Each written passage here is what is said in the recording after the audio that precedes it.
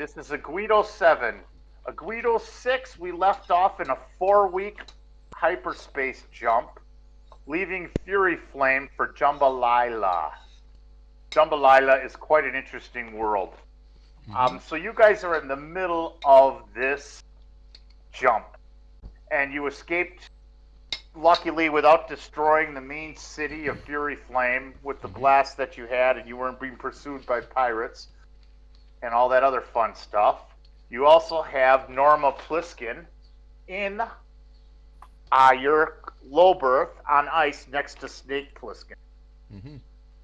So here you are in the collect all 12. Collect all 12 of the Pliskins. Yep. Yes. Get the whole set. The Pirate Empire. One of the things, though, you've taken off and jump is the other thing is, Pierre, you noticed they did, when they unbuckled Norma's suit, spacesuit, in one of the pouches, you guys overlooked it. This is about your first, you had it set down on a cabinet counter in the low berth room, because that was the vac suit she was in before you put her on ice. There's a pocket computer. There's a pocket computer inside one of her pouches. It looks like a personal pocket computer. And you pull that thing out, and of course it's password locked. But you got a feeling there might be some information on there that could be very useful to you, but it would be a difficult task to break it down. You're going to have to try to hack it to get into the mainframe of the small computer to see what the information. But so that's something that you just became aware of now. You guys didn't look through all the pockets on her vac suit when you put her under ice. So in the meantime, you're about a week and a half into this jump, and you're on your pathway to Jambalaya. You can check, if anybody wants to, you can check out the library data about Jambalaya. You picked it hastily, so you don't really know too much about it except for the basic stats. And in the meantime, things are kosher as usual. The ship is still pretty solid. You still have a little bit of damage to your sensor electronics. There's a little bit of faulty wiring there. You did bypass it, the combat situation, but you weren't able to do full repairs. You also, I believe, took a turret hit also. So anyways, this is where you're at. You're in this long month jump. You're going to arrive at Jambalaya here. You're about a week and a half into the jump. Is there anything you guys want to do while you're in this jump? Send you the whisper. Oh. Okay, good. If nobody else is better at me than computers, I might try to have a crack at cracking open the pocket computer. But I think there's one, maybe an NPC better than me. I forgot who it was. Zero, so it won't be me. I got to pull up the crew, and I'm pulling up the Venetian Wind crew. Let's see. That's it. Captain Cal has computers 1 and electronics 1. You have computer 1, but it also, I'd give you an education bonus on this. Your education, because you do know a little bit about mainframes. So you got to, I'm giving you a good roll at getting this. Who else has computers? Sony has computer 0. Yep, only 0. Cowboy doesn't have computers. Skyson has computer 1. Yeah, I could roll. And I would say I'm going to give you, let's see, 11. I'm going to give you your plus. I'm going to give you a +3 to this roll, but it's a difficult roll. Actually, I'm going to give you a +2 because it's a difficult roll because you have to break through the mainframe. We're just going to go with a +2, and you need to do a computer roll to see if you can do it. If you can't, you'll have to take another stab at it. Okay, so roll 2 dice. Those are the stats for Jambalaya. We can go through that. 2 dice, 2D plus 2. Difficult. Ben, that wasn't you. This is Pierre's got to do it. Okay. Oh, you get a +1, but you on your own can't do it. So you've looked at it, but you're not exactly sure. And now Pierre's my computer skill is 1. Are you asking me to add +2 to that? No, I'm giving you your education. Just 2 overall. Oh, okay. I'm going to give you a +1 because of your education. So I'm going to give you a +2 because you are aware with this brand and you're kind of educated in this specific mate. So I'm just going to give you a little bit of a bonus. You need it. But yeah. Very good. You figured out the password is something Pliskin stupid like like we're the baddest asses or whatever. I don't even care what the password is. But somehow you just kind of did a little, using your education based on psychology and mentality, you were easily able to hack this thing. And now you're into the mainframe. Now, if you want, are you going to get you can plug this into a bigger display if you'd like. Yeah. I'm gonna umbilical this thing to my computer. Now, viruses and crap like that might prevent me from doing that. I don't know. Well, you could do a scan of that. You don't see anything that's a threat. No. You could maybe just display it on the bigger screen and have a firewall on the rest of your system. And would everybody be available? I'm sure. Would you call everybody to see it or look into it or find out about it? Well, I might want to isolate files of interest from random junk. Criminal evidence, if we got something on her. In general, what are the interesting files before I bring in people to see it? Well, one of the files, it talks about Big Dick Pliskin, Richard Pliskin, the scout. And what you realize is it looks like it has an infrastructure of communications about the whole Pliskin network. And it looks like the report, there's a report which is Big Dick's report, and that would go through exactly what happened and what brought him to go to Xander and him singling out. And then there's another report based on Big Dick's disappearance. They don't know what happened to him. And some evaluations of this. Norma and her Jack Reiser guy did some investigation too. And there's some conclusions there regarding who did what. So there's two reports there. The first one is Big Dick's, and the second one is Norma's. And there's also, it looks like a map of the Pliskin infrastructure and how the Pliskin network works, the whole operation. I mean, and some of the people that are involved. So you've tapped into some pretty serious information in this. Yeah. I'm tempted to go to a public terminal in a high population planet and just send it all to the cops, just to make trouble for them, and say, hey, I got a lot of this information signed a friend. Yeah. Send it to the Navy. They deal with piracy. And might be able to launch an investigation on the scout. Is that mainly with the Pliskin? Okay, but that's a little tricky to do while you're in the middle of junk space. Yeah, I know. But we got a copy of all this stuff. Is it mainly about space piracy, or are they doing other stuff? No, it's their report and how they track. It looks like how they came to the conclusion who you are, and it also talks somewhat about some secret facilities and their infrastructure. And it looks like there's 3 different things there that are of importance. The rest of it just seems like miscellaneous memes and bullshit, and right, whatever. But her social media bullshit. But there's 3 main files that interest you: the Pliskin report, Snake Pliskin report, the piracy report of the Corsair, and how that went down, and then the report and the investigation that was on Xandar, and then how they drew their conclusions. So you could open those files and you got to kind of look at them and go from there. And then also there's a file that might be worth looking at that talks about the network, the Pliskin network, and who's who and where. Which if you can open that and get a clear reading of what's going on there, you haven't opened them yet. It might be able to give you an edge so you know who you're working against or where their bases are and if there's any concern on Jambalaya. Yeah, is there anything on Jambalaya? Well, you got to tell me what you're going to do. You got to open the reports. Yeah. Okay. Well, I'm going to have to open the reports and the map and see if I can find anything about Jambalaya specifically, because that'll be where we'll get the most heat. That's where we're going. Okay. So which report are you going to open first? You got the 3. Richard's report, Norma's conclusion, and the network, the Pliskin network and connections. 3 reports. Well, I think the map is going to show us all of the sectors, so let's open the third one, the map or the network. The network. Network, yeah. Okay, you open up the network, and it comes. Okay, and all of a sudden it shows a detail, and it shows a location which you already knew about on Fury Flame, and it shows you parts.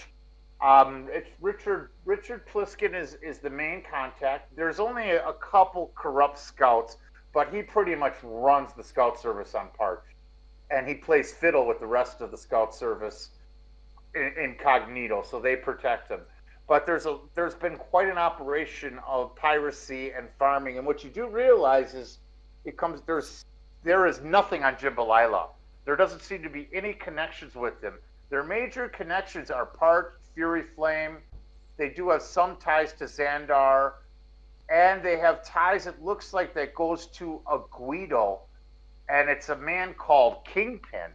You don't have any information on Kingpin, but what you do know is you're dealing with Kingpin gets a payout on some of the Pliskin activity, and Kingpin is kind of like the mafia.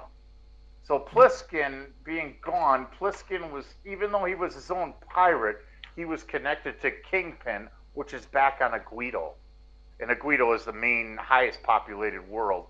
Kingpin has a facility on Agweedo, and he networks with other various organizations. So you do realize that there's like 5 characters that are key guys. And a couple other pirate ships. That other Corsair comes up as a pirate that's familiar, and you have an image of this guy of him, and I gotta just make up a name off the cuff. His name is Sam Geenan. Sam Geenan had that other Corsair that was on Fury Flame, and Sam Geenan was the bald guy that was kind of with the Lenin goatee that was talking to you, that asked you where Riser is. Now he's another key pirate that's connected, but they all incognito. You know there's this Kingpin, but the report does not have any specific identity to him. So the report will not connect back to Kingpin. They do know how to communicate with Kingpin, but it's through a third party.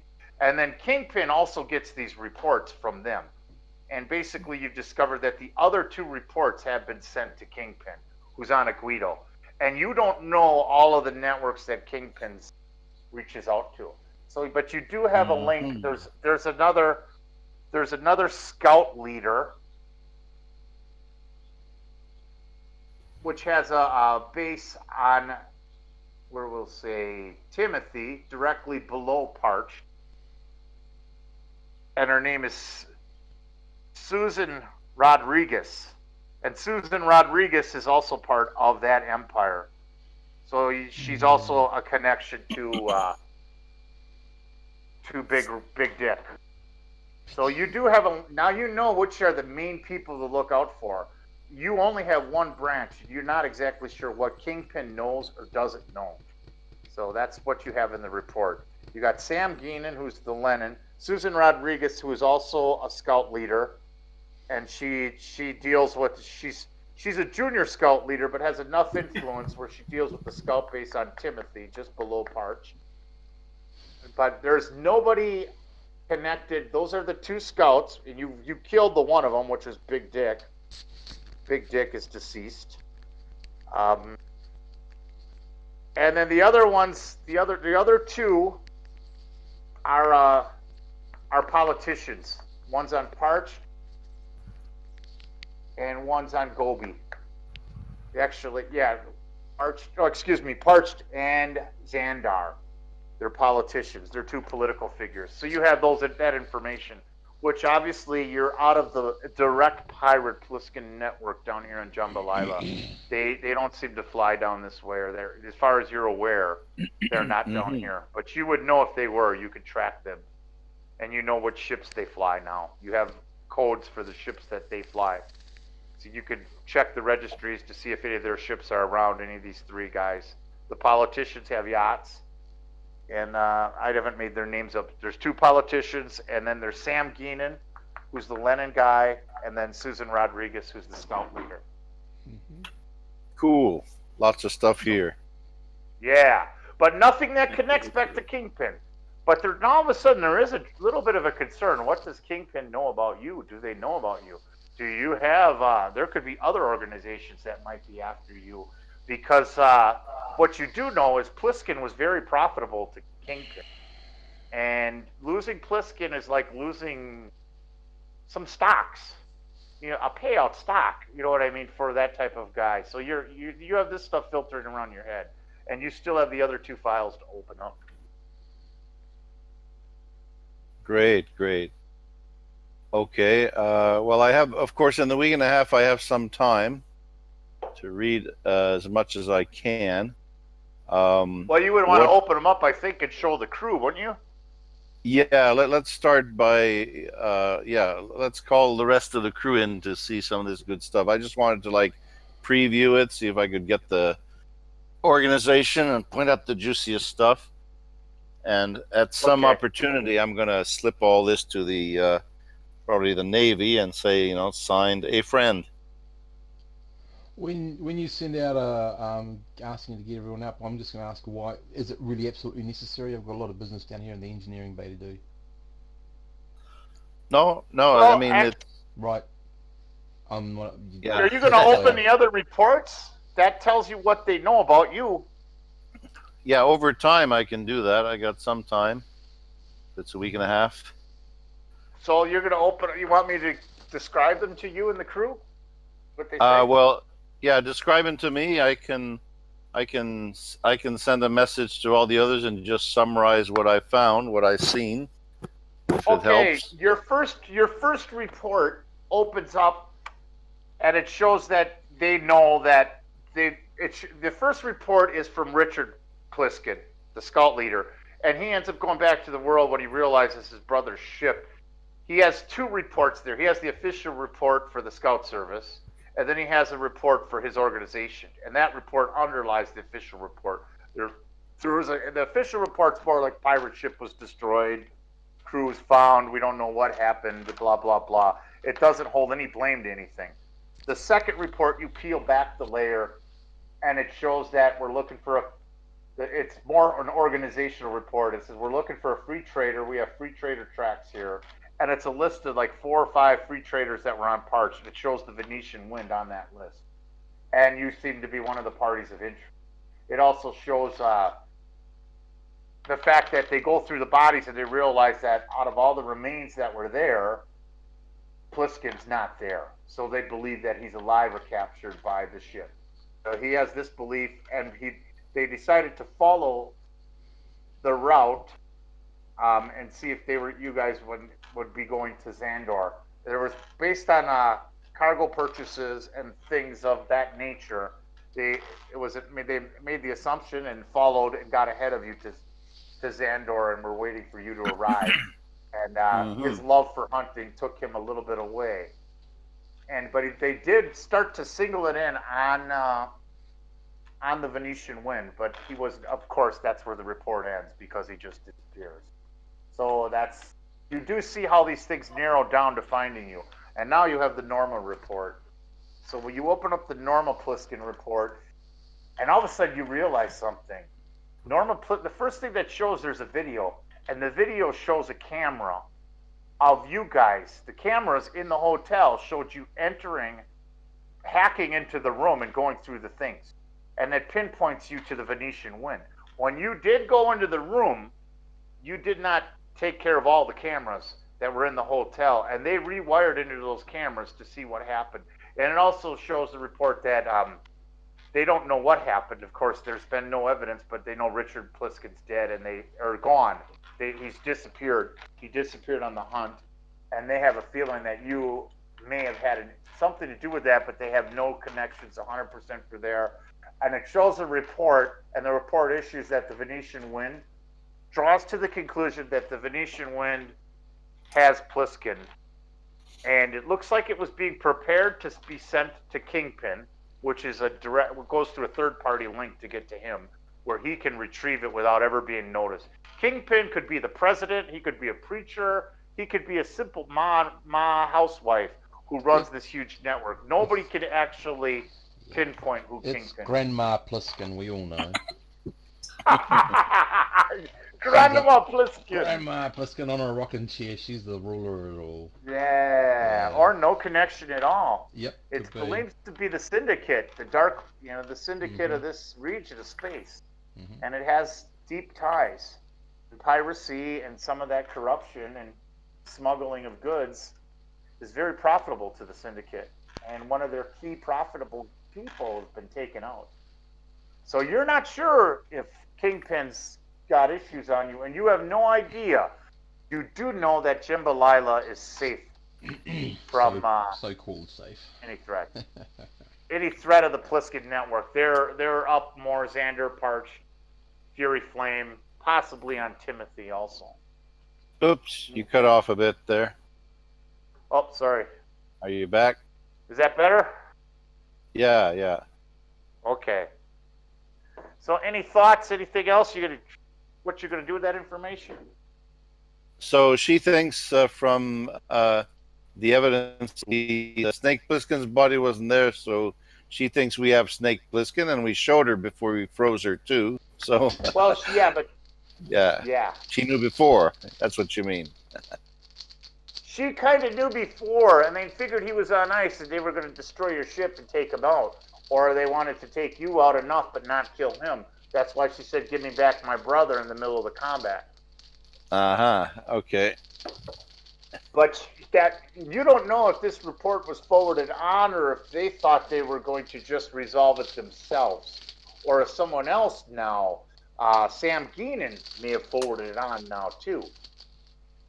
Because so that report, you don't know where this information has moved to, but you know that you're known.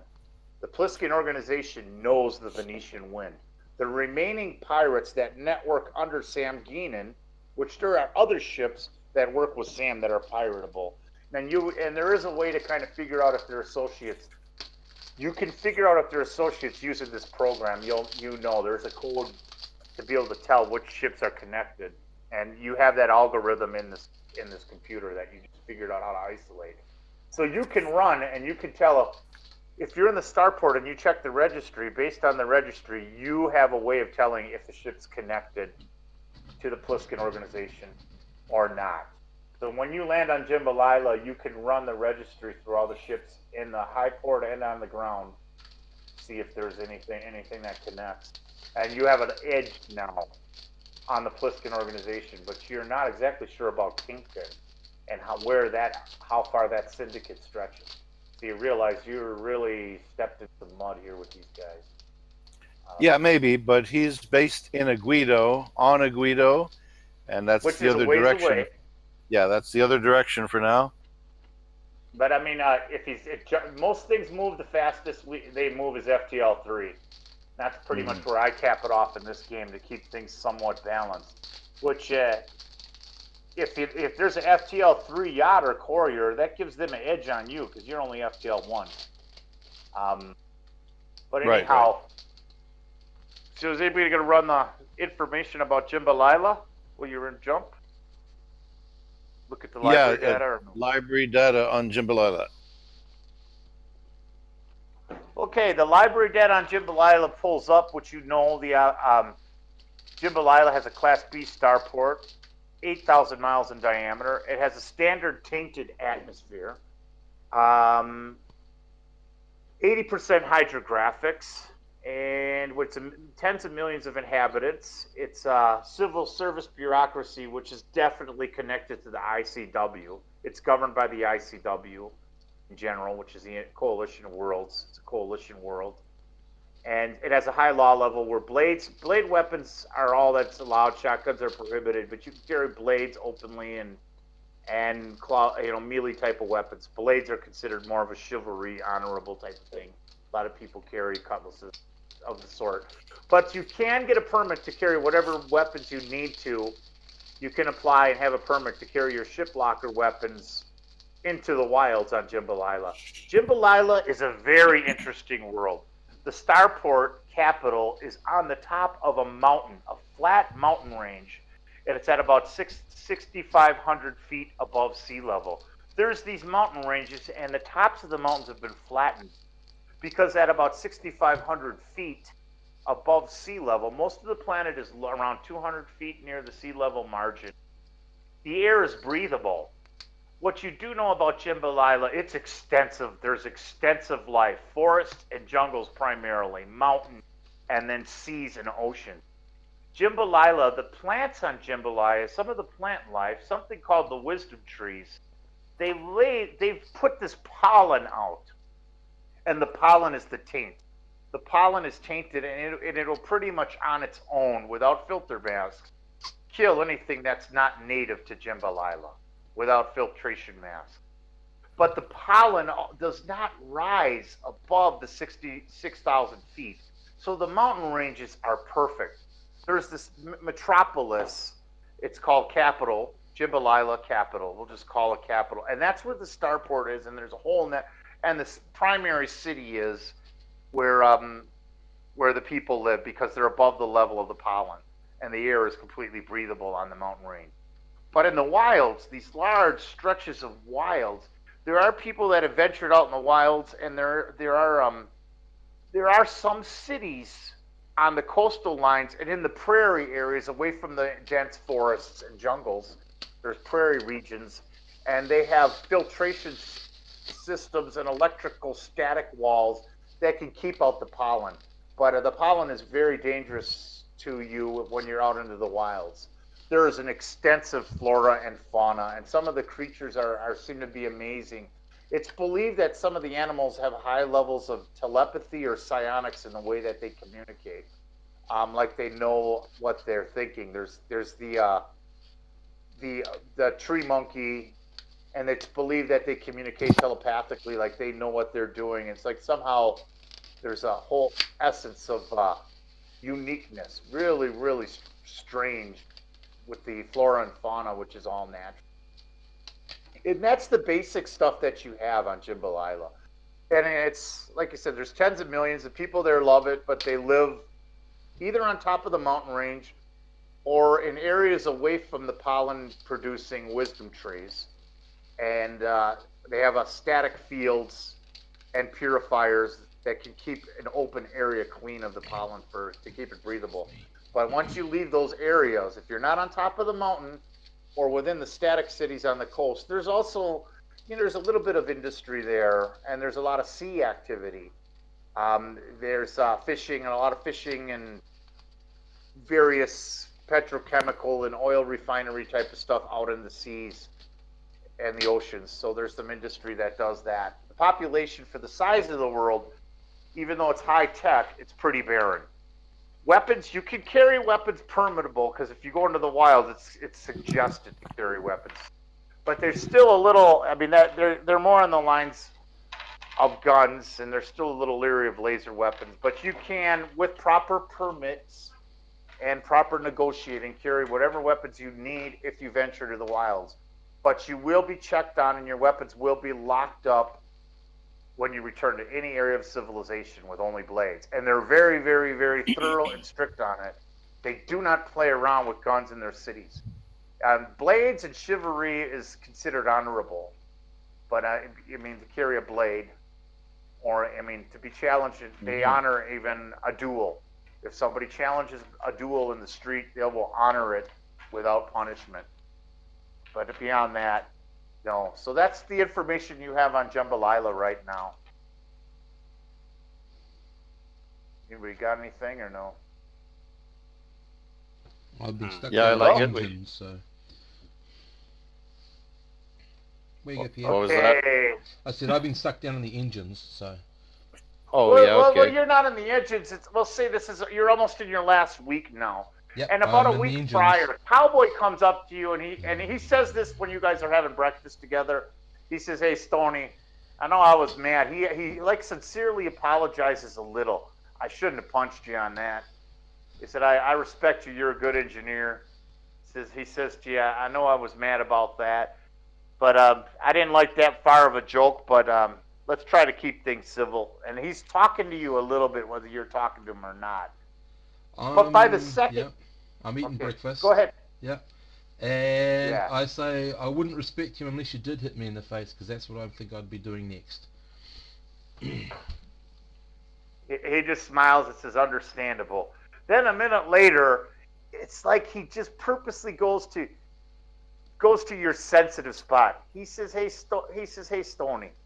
He says, hey, do you realize we almost took out a whole city? We almost massacred 880 some people. Total outlaws. Total outlaws. We were this close, and he puts up his fingers like together, to killing. That's like terrorism. He's like poking at you a little bit on that. I just look at him and say, what's your point? Well, it says, well, the law is the law. But this is the law of survival whatever. out here. Yeah, well, We're there's in the different law of laws in survival. different places, eh? Then he says, well, Stoney, he says, well, what about all those kids? Those kids are hired on a lie that they're going to make good money, and then they're going to go out and fry in those toxic chemicals. Well, they should have They're read as the good fine as print, dead. eh? And it's perfectly legal for them to go out and fry. Perfectly legal. That's the law, Stoney. You know what I say? He says, screw the law. That's what he says. Yep. We are our own law out here in the frontier, Stoney. If something needs to be dying, it needs to be dying. If the law don't need to know what it don't need to know, and it needs to know what it needs to know. And that's the law, Stoney. And he's kind of, now he's on a roll. He's fucking. Yeah, So I just say, look, I don't know what you're trying to say, but I got a bit of a headache, so if you can get to the point quick, then I'm going to go back to my engine room. And he says, I wait for him. I can't wait to put a slug in something that's disrespectful for the wrong reason where I need to. Law or no law, the slug will fly. Have a good day, he says to you as you go off to the engine. I say, same back to you. And that's the end of that discussion. Yep. So, okay, we're about ready to come out of jump. Okay, I'll go back down to the engineering. Where's everybody at? I've been spreading the word about these reports and stuff in the computer. I'm at my sensor post, of course. You're spreading word about what? I said I'm spreading word about the stuff I found in the 2 reports and the network map. Just type it up. Oh, you're going to put it out there publicly already?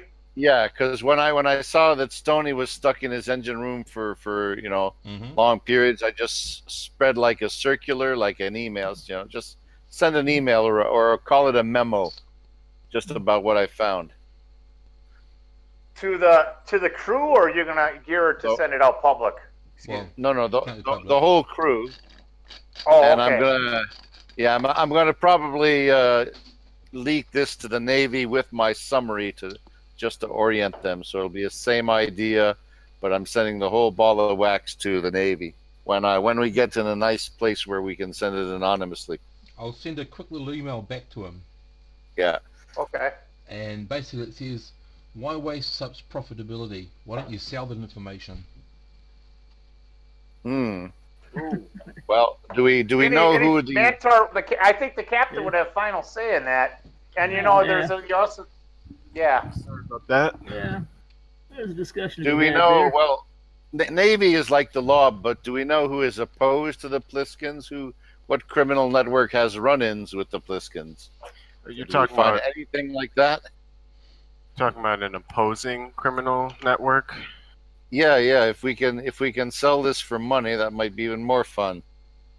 So you're saying you don't see anything that's opposing outside of the law. There are other pirate vessels that run independently, and they seem to.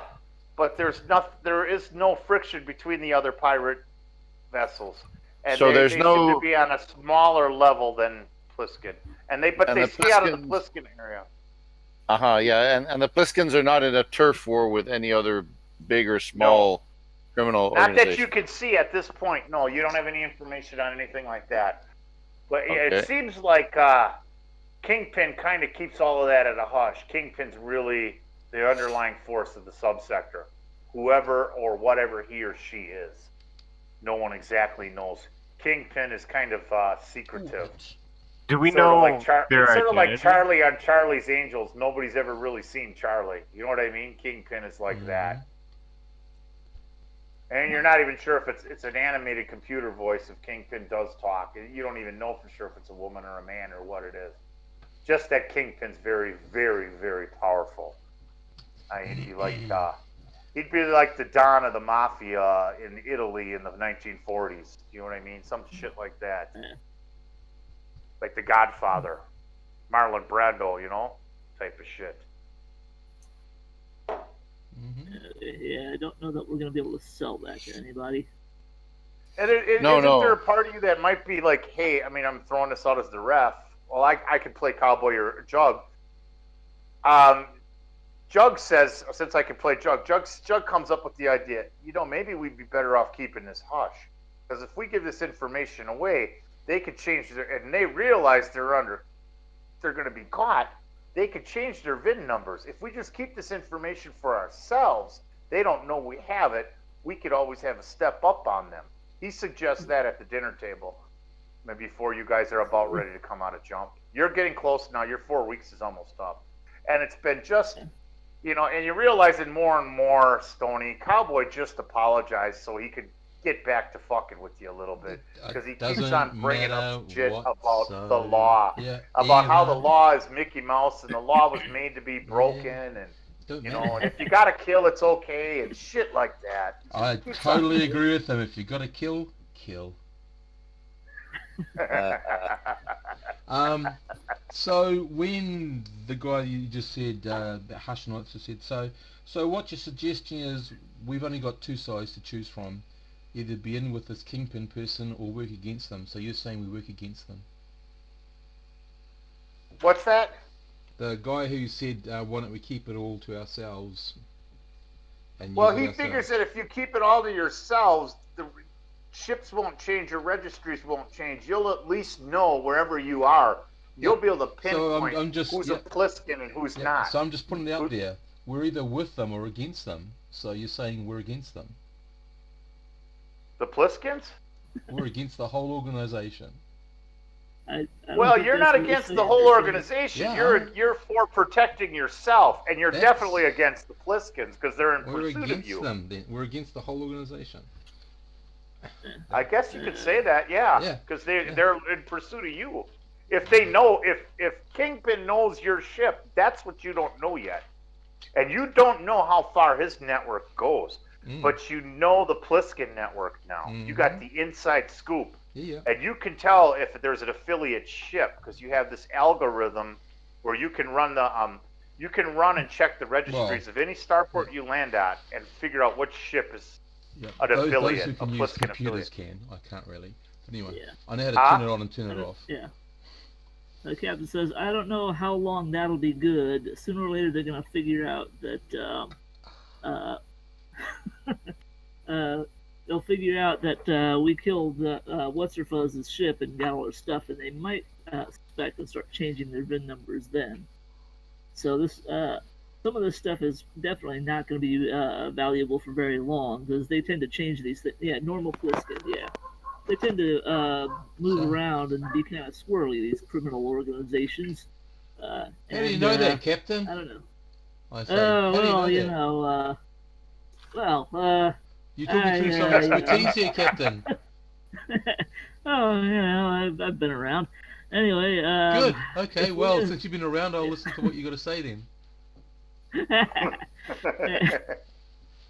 Anyway, I think you're starting to feel a little. Go ahead. What's that? Oh yeah, I think we might be better off giving this over to the Navy and letting them send some cruisers in to start breaking this up. If you want to lose profit, Captain, that's your call. I don't know where the profit is to be made from keeping that.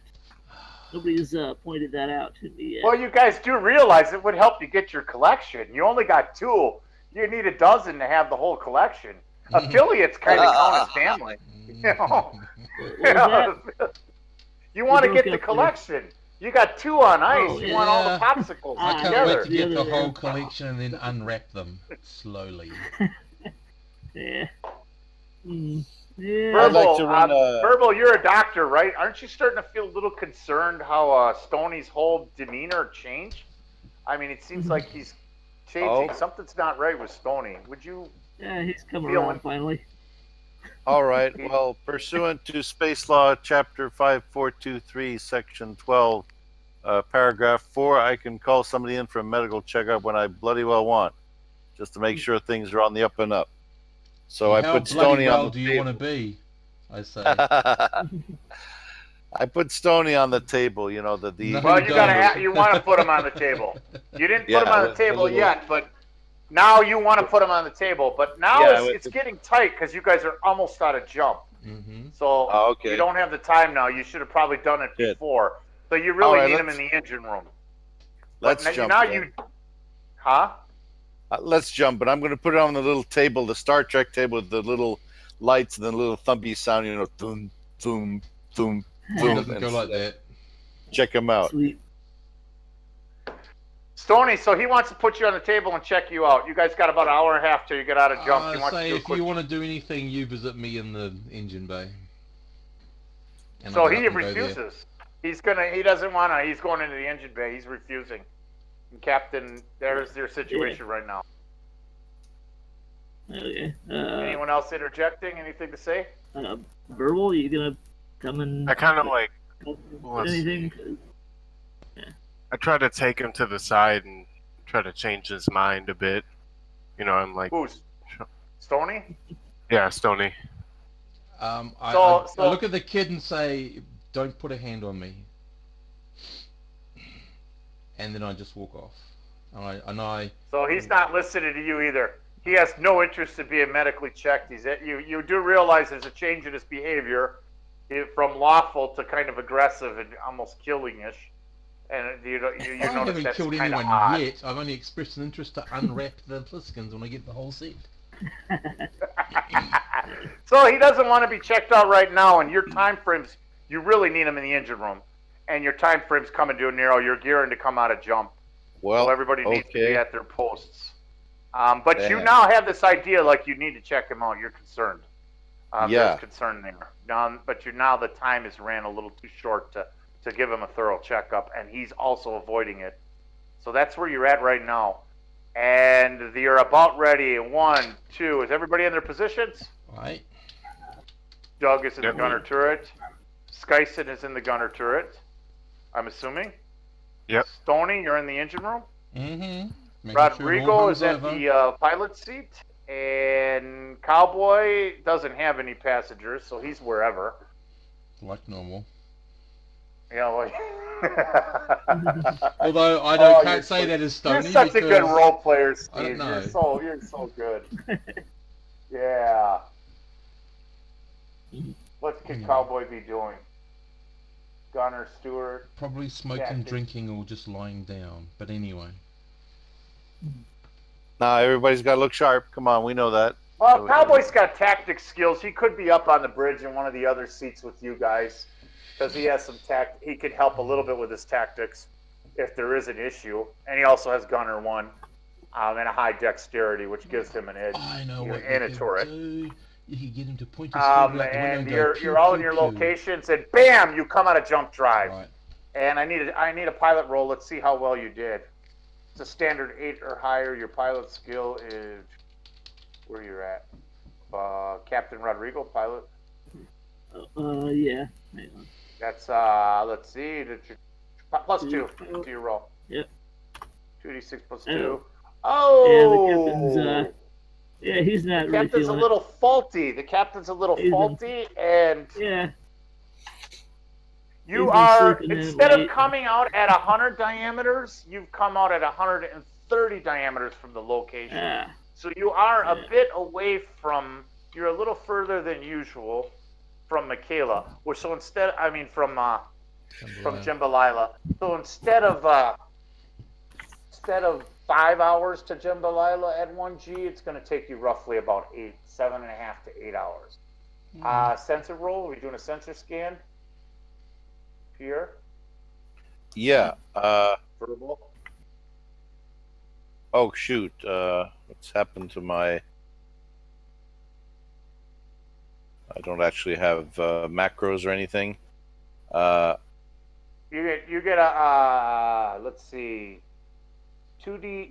Well, I'm looking at the wrong character. Yeah, it's electronics plus 2. No Yep, No bonus. electronics plus 2. 2d6 plus 2. You're the sensors guy. Right. Yeah, good. You don't have Okay. but you're reading. Remember, you only have civilian sensors. You can only reach out 150,000 diameters to pick up anything. You can't reach out as far as a military vessel. But as far as you can Okay. see, it's a clear path. There is nothing on the screens. There is no threats, and you are in a more populated world. There are other traders off in the distance that you picked up jump signatures off of the distance beyond your range. Ships leaving or coming. You're not exactly sure, but those are way far off. You don't have any readings on anything specific, and it looks like smooth sailing going in. So you don't have any other Good. issue besides that. Jambalaya is a binary star, and it has gas giants in a belt, and it's quite extensive. So you're at the main sequence star. Jambalaya orbits the main sequence star, and then there's a smaller sequence star that's out about 100 AU from Jambalaya, which has some other worlds, but they're of no interest. They're more of dead rock worlds, and another small gas giant on the other end of the system. But the Jambalaya Prime is where you're headed, and Jambalaya is the 4th planet orbiting the star, and you are on your route in there. So we'll say the 8 hours passes. Can I just Go ahead. when I go back to the engineering room, I put on my vac suit. I always put on my vac suit before we jump out into the normal space. And as soon as the jump drives come down, I'll switch over the controls over to maneuver drives, and then do the check of the engines, and they're okay. And your engines are primo. You are on top of it. You are it makes you feel warm and satisfied knowing how well these drives are running. It's a meticulously warm feeling. It's just like, these are my drives. I make them right. Of course. They listen to me, and you just have that presence about you. Mm-hmm. Okay. And Ben, anything you're doing, or I'm sorry, Jack Skyson? Just a gun turret, pretty much. Chilling there. Chilling out. Nothing really to target, but you have everything ready if you needed to. And you're reflecting in your mind on the battle day where you just kicked ass, and you and Jug took out the Seeker and the fighter pilot that got normal. You might be thinking of some practice shots and reflecting on some other great battles that you've had. So the next 8 hours passes uneventful, and you're coming into Jambalaya. Jambalaya The name looks sort of changes every Earth-like. time. I mean Jambalaya. That's what it is. Jambalaya sort of looks Earth-like. There's a high port, but it's not as active. The ground port is more active, and that's probably more of your destination. You can stop at the high port. You got all codes that are clear. They've asked for your codes and who you are, and you give them all of that, and so it's up to what are you going to do here on out? You are within orbit now. You go from there. Yeah, I guess everybody argues how to pronounce Jambalaya because it was settled by Americans, Brits, and Swedes. So the Swedes say Yimbalaya. We go to Yimbalaya next week. Yeah. It's like one of those type of things. Yeah, everybody, all the locals all the foreigners pronounce it wrong. Then the locals always want to correct them and get irritated and don't bother. Jambalaya. Like Eric Clapton's song, Layla? It's Jimba. Layla. Your referee's pronouncing it wrong.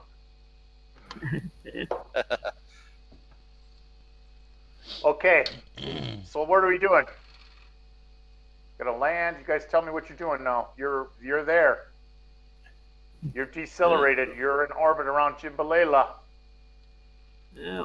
You have your codes. You got your clearance to either land, whatever you're gonna do. What? Yeah. Captain says, I guess we're gonna land, unless anybody has any objections. I get out of this ship here. Stretch my legs.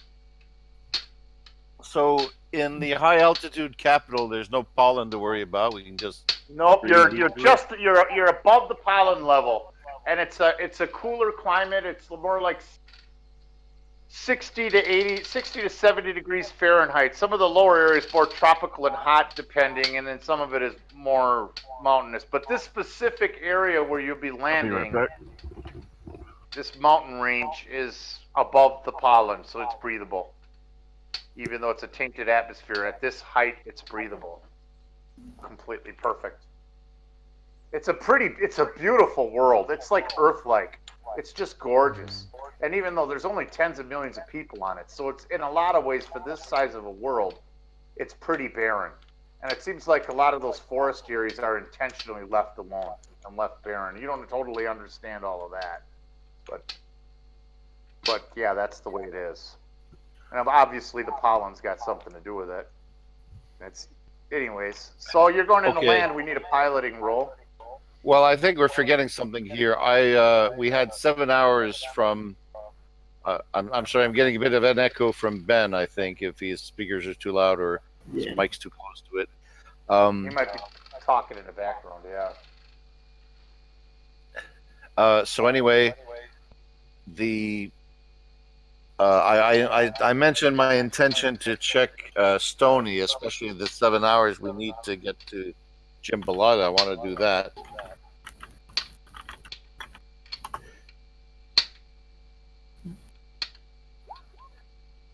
Yeah. You say that again? What did you do? I say in the 7 hours that we need to get from Jump Out to Jimbalila, I definitely want the opportunity to examine Stony medically. Well, the problem is you didn't draw that conclusion until the last hour and a half to half hour, and Stony already blew you off. So we're not going to rewind that. It didn't really click in your mind that something's weird with Stony till just before you landed, and he totally denied any medical. He doesn't want nothing to do with any being. I know something's weird with Stony because he aced his engine maintenance rule. That's what tipped me off. Yeah, if you want to force the issue and talk to me, I can weigh in with it. I am the captain, but yeah, it's up to you. Yeah. So am I realizing this as we're about to land on Jimbalila? Well, you realized it before, but you guys, nobody pushed Stony when he pushed you away. You let him go because you needed him in the engine room, and he was doing his engine checks. He did not want to be bothered by you. So that's where you left off. You were not able to. You didn't draw those conclusions, and now really it's kind of tricky because there's a lot going on. You're no longer in dead time of jump space. If you would have drew those conclusions any other time, but you were busy with your own, you were preoccupied with Norma's computer and all those files and carrying, so you didn't really, your mind wasn't on Stony. But now when you thought about it, you saw this some of these engagements between Cowboy and Stony, you're realizing Stony is not acting the same as he used to. He's more aggressive, and he's off, headachy. He's not even as jokey as he was before. So you have that feel about Stony. You're not exactly. But now the time is, I mean, you could do whatever you want, but you're about ready to land. So I'm not going to let you rewind the clock. Your conclusion was too late to push an exam. And now you kind of need, you all need to be on your feet. Unless you insist on an exam once you land.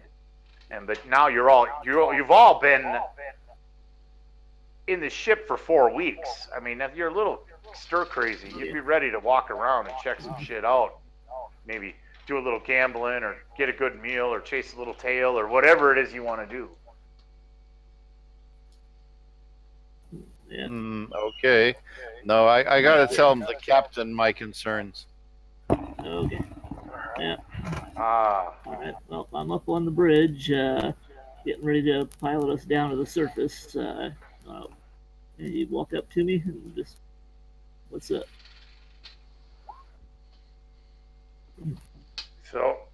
So you do what? Yeah. So what do? You just come up to me and yeah, I'm saying I have concern. Well, I got to open by saying I have concerns about Stony. His behavior is starting to act strange. He's starting to behave strangely. Okay. Okay. What do you mean by strangely? Just, Like more aggressive. huh. That's a little odd. But, you think it might be anything serious, or? Could be. I need a chance to examine him once we've finished all the landing procedures. Okay. All right. How about I just order mandatory crew examinations before we put down here, because Yeah. that way it won't look like it's singling him out. So what Do you're that going to do, real you're quick. going to go over the comm. We need mandatory examinations of everyone. Yeah. Okay. Yeah, I want to suggest that. Yeah. So who are you going to start with then? Yeah. Or you're just doing this? Yeah. Can you suggest a pretext? Anything I could say, or should I just say, "Hey, I'm the captain. Get your butt in here." I don't know. You're the doctor. Well, so.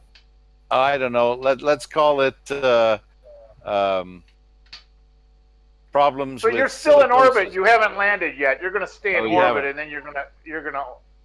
Yeah, you just have a Okay. set orbit now, and you're in Yeah. a safe coded orbit. You have not landed. You're going to stop, and you want to order these examinations. Yeah, So, Stoney, I want what's to your- order these. Yeah, I want to order these checkups. Yeah. Say okay. All right. The captain opens up the channel and he says, "Okay, listen up, everybody. We're not going down to the planet just yet, because it seems that someone has been spreading space lice around the ship, and now I'm itchy, and all of you are gonna report to the medical facility for a checkup. We're gonna start with Cowboy." On my way, Captain. He says over to comm. So Cowboy comes down, and Cowboy comes down to you get checked up. So you check Cowboy, and you're gonna do a medical roll on Cowboy. Yeah. I'm looking I'll over. just have you do a series of medical rolls. You say who's next. I always know what he's got, and I always check two columns. Penicillin will cure that. Penicillin will not cure that. So Cowboy checks out okay, and then you check on Jug, and Jug checks out okay. You check on Skyson. Skyson's okay. The captain's okay. Stoney is not coming up. He's still in the engineering room. What? So you checked the whole crew, but now you still have Stoney. What are you doing, Stoney? Oh. You're being you know. yeah, Stoney. Oh yeah, Mm. Stoney. There's a radiation leak in the engine bay. He's very, very concerned about it. He needs to fix this promptly. It's going to take him a little while to do it, but there is a definite leak, and you're picking up signatures of it. Something went wrong somewhere along the line with one of the fuel lines, and it was something that he was missed. So he's saying that was missed during the battle, and he says he cannot get away from this right now. He needs to address this issue down here promptly, and he's still not coming up for his inspection. Oh, he's not. Okay. No, he's got to deal with this low-level radiation leak in the engine bay, and that's what he's doing right now. So he radios up to you. No can do. I got to take care of this. Man, another time or whatever. What do you say? You tell them, Stoney. Your words, not mine. Okay, well, I can leave it and we'll just let it get worse, probably blow up, or I can come and do your precious little medical check for lice, which probably got on board the ship by who you started with in the first place. So that's what he says. What's your call, Captain? Captain says, "You got 1 hour, and then I want your butt up here in the medical bay. So Oh, get that hopefully I can closed fix it and in get an on out hour. of here." Well, let's see you Saying it's try. going to take longer than an hour. Yep. You The know, captain that- says, "Well, let's see you try it in an hour, and then I want your butt in the medical bay." That's an order, Stoney. Yeah, well, an hour is enough time to split his skin and shed it and become a gorilla wasp or whatever he's become now. Cool.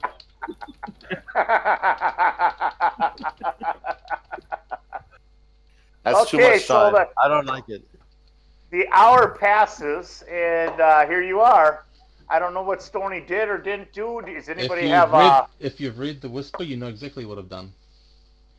So I'll saunter on up. I think I've got the radiation leak under control. I'm coming for your precious little med check. Yeah. I saunter up. I enter the med bay. Yeah. I don't think I Okay, want to he's be a- alone anymore. He about enters the med bay, and he's about ready to enter the med bay, and the alarms go off. The alarms go off in the engine. You got some alarms going off. The Okay, I'll just Geiger, say, fuck, I told you I needed more time, but no, everyone needs a bloody med check. I'm gonna the go back Geiger there. detector says that there's radiation leaking. It's not fatal yet, but it's going to reach high levels. Okay, I run it needs to be down addressed. and That has this time something to do with the coil down in the. I tell the Oh, captain, wow. I'm going to take as long as I need to take to get this thing sorted, Captain, unless you want to be floating in space. I got some computer skill. I want to check out on the computer just where this alarm comes from. Yeah, I just want to check the veracity. Yeah, Captain's gonna get. Captain has Engineer 0. He's gonna get Cowboy and Jug and head down to engineering to inspect it himself. Well, Okay. So So they want to go with you to inspect it. Yep. Yeah, because You're about to he's gonna enter. get a I'll couple- tell you, you need to get your butt into a vac suit first, because there is radiation Oh, still floating yeah. about in this room. already in one. Good. So you're in the vac suit too, and they get into the vac suit. They're coming down with you.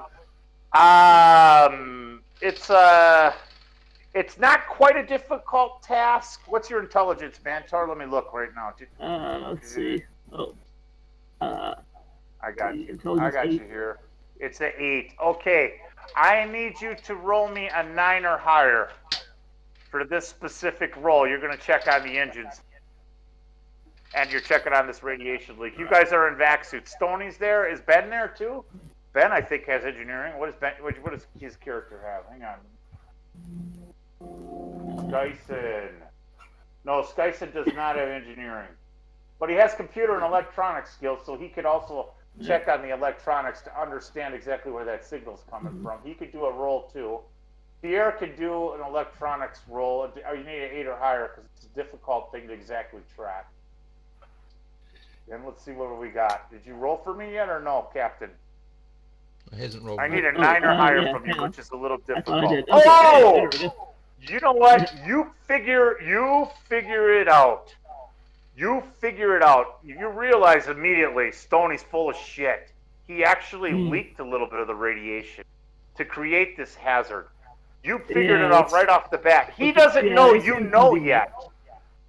But you're very, very aware of it. And it's a very simple fix just to tighten up a couple valves to take care of it. It'll take you like 5 minutes. So you could tighten it up, play stupid, and go, oh, it's right here. And then direct him to go into the medical bay. As you still orbit Jimbalila. Yeah. Captain's like, oh, well, yeah, that's easy. Look at this. You completely missed it, Stoney. There we go. All right, that's all. Well, do you play stupid to it, or do you know it at another level? Like, yeah, I'm just like, oh, he must have missed this. He must have been looking at the wrong thing. So, Stoney, you realize now, too, Call him that he's either playing dumb, but he immediately figured it out. He was smart enough, even with just Engineer 0, to figure out what you're tampering and what's going on, even before the sensors were set. Now, Pierre, you do a roll. Do a sensors roll. It's going to be a difficult task, because you're doing this at the same time that they're all marched to the engineering room with Stoney. So you got to give me Okay. Terrible. You don't sell. Terrible. You can't tell anything on anything. You're more distracted and you can't pick up anything of any sort.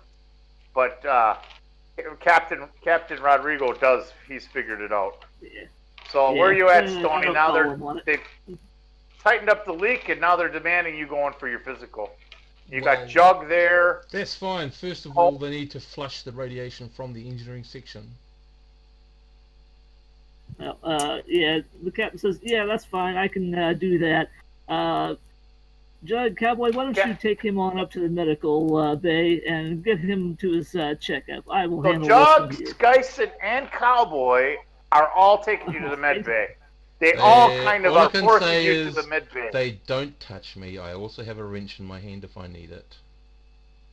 They don't touch you, but Okay. they also have things of their own. You don't know what they're carrying on or Don't not. care. But they're walking all around you. You got to go to the med bay now. Captain's orders. Yeah. And Captain Rodrigo's doing the flush thing. Right. So they okay. are forcing you into I'll the just med bay. walk up slowly. Just talk about how special I am getting an honor guard. Okay. Careful, ladies. So you're walking up slowly. Now you enter the med bay. Yeah. So you can put the wrench down now. Not yet. I'll keep it in my hand while I undo my helmet. Okay. First of all, though, you might want to flush my suit, Doctor, because it will be having some radiation on it. Yeah, leave the suit. They might have radiation on their suits too. They'll need a skin. appropriate bath, anti-radiation bath or something. That takes usually about what, 3/4 of an hour. For a suit, You're come not on. picking up that much radiation on the suits to be concerned. You pick up your Geiger counter, and there's really no threat of radiation. Okay. It seems like Stoney just keeps delaying the situation. When you just run your Geiger counter, and you say, so you can I'll just say to them, radiation's not a concern. You can drop the wrench, take your suit off, and lay down on the table. I'll put the helmet down, and while still holding the wrench, I'll start slowly getting out of the suit. Okay. But he's still holding the big wrench. Yeah. Skyson, anything to say? I'm starting to lose a bit of my patience. I'm just I'm reading put the damn wrench down. I'm reading the little So labels Skyson on just the. told you to put the damn wrench down. He's losing his patience. I just keep on doing what I'm doing and ignore him. Okay. Anything else? Anybody else? Jug and Cowboy. Cowboy doesn't know what to do with you, but he's also a little leery now too. He doesn't want to say a word to trigger you. Jug says, "Come on, Stoney, just set the wrench down, lay down on the table. Let's just let him do what he's got to do." So Cowboy says, I just stretch a little bit, and I'll just put the wrench by the bed, and I go, didn't know I needed to have an audience. Everyone else get an audience, Doctor? At this point in time, yeah, everybody gets an audience. Your behavior is a little off. What do you mean? That's what Doug says. Well, your whole thing with this wrench, the radiation that's not here, and just having to hold on to the wrench, that's all. Yeah, you don't need that wrench anymore. Jug walks up and he's reaching for the wrench to take the wrench away from where you set it down. I don't move. I don't do anything in reaction to that. He's got his hand on the wrench and he takes the wrench away. That's fine. And they're also, is your suit completely off? Yeah. Right, I'm just in my jumpsuit. That's all. Yeah, a big smile on my face. All relaxed. Cowboy suggests you trank him to do the examination. I look over at Cowboy and say, really? Man, your revenge knows no limits, huh?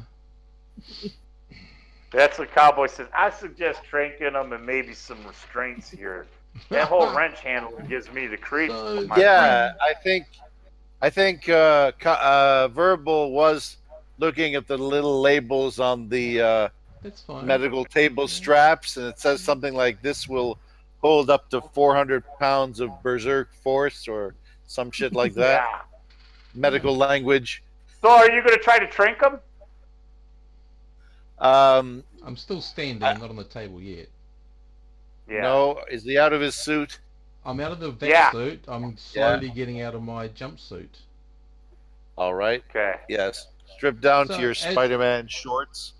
As I'm stripping down, I say, so what's this change that's supposed to have happened? We don't know yet. Aha, right. Captain's it's orders. supposed We to be- all had exams. It's your turn now. We've got concerns. And am I not? We've got concerns, Am I Jug says. We've got not? You captains got and the boss. concerns. I have concerns, but they don't seem to be taken into consideration, do they? Well, let's just get through this exam and we'll hear all Yeah. your concerns, Stoney. Captain will hear him. He's flushing out the. Captain's I'm down in the engineering room sure he flushing out the is. last of the radiation. He'll be up with you. Yeah. I'm sure you've all got tranked as well. But anyway, so I'll just get down to my boxes and unless the doctor wants me to take those off. No, And no, No, no. so you're Let him down to take them off. boxers. He's got nothing on him. Now you're going to trank him and lay him down and maybe well, restrain him I'm and do getting the on the exam? bed first. I said, can I at least get comfortable? Absolutely. As I get up, I put the strap over my right leg and my left leg, and I say, I can only do one arm. Do you want to strap the other one in, or do you think I need more? I think I'd ask the other guys like Cowboy and Skyson to just gently tighten the straps on this guy. Cowboy doesn't Gently. want to do it. He knows there's How- tension. He steps back. You do How notice close though is that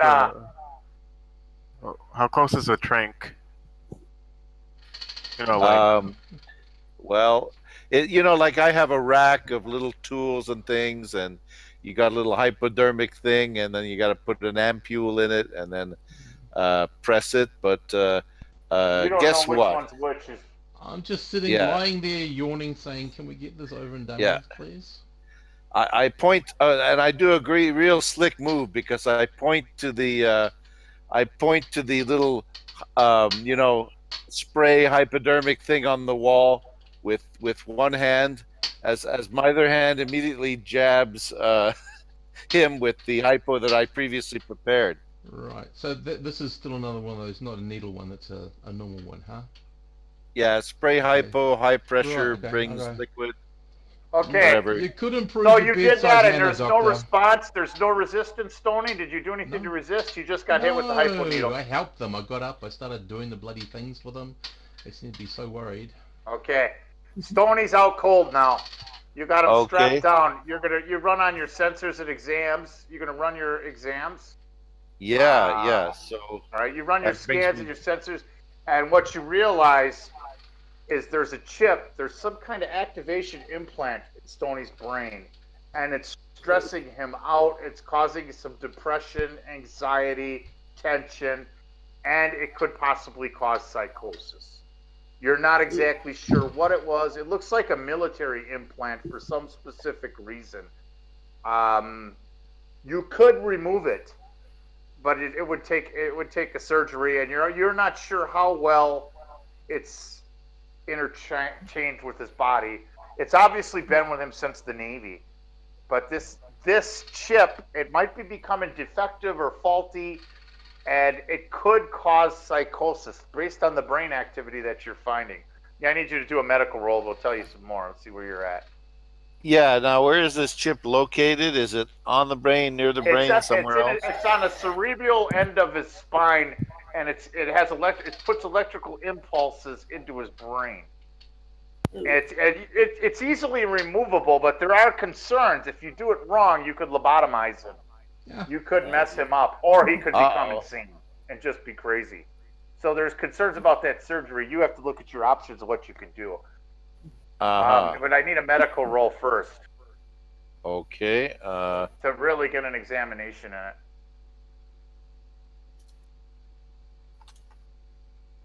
Not the 7. best. Oh, you are concerned. It looks like it would be hard to remove and might be too dangerous to remove. So you're wondering what the other options might be. What you do realizing, though, is you can get in there. Some of the problems with the chip is it's defective, and it's older, and it doesn't seem like you're able to cut it out safely. If you do, it would be a difficult task. You'd need 11 or higher. With your +2, you would need a 9 or higher, which would almost put it at risk of hurting Stoney. So what you did find out is what you can do. There's a way you can charge it and even program it and reset it. And that's going to take your electronic skill. You'd have to plug it into the computer. And if you plug it into the computer with a successful computer roll, we can tell you more about what it is. So then I need another roll for that. And this would be electronics this time. An electronics roll, yes. Yeah. We'll count computer too, but we'll use your electronic skill, which is the same roll +2. Medically, you're not confident enough to remove it, but you are definitely aware of it. You're still in the orbit. Yeah. Captain is coming on up Okay. to. Oh, you can hack into this chip.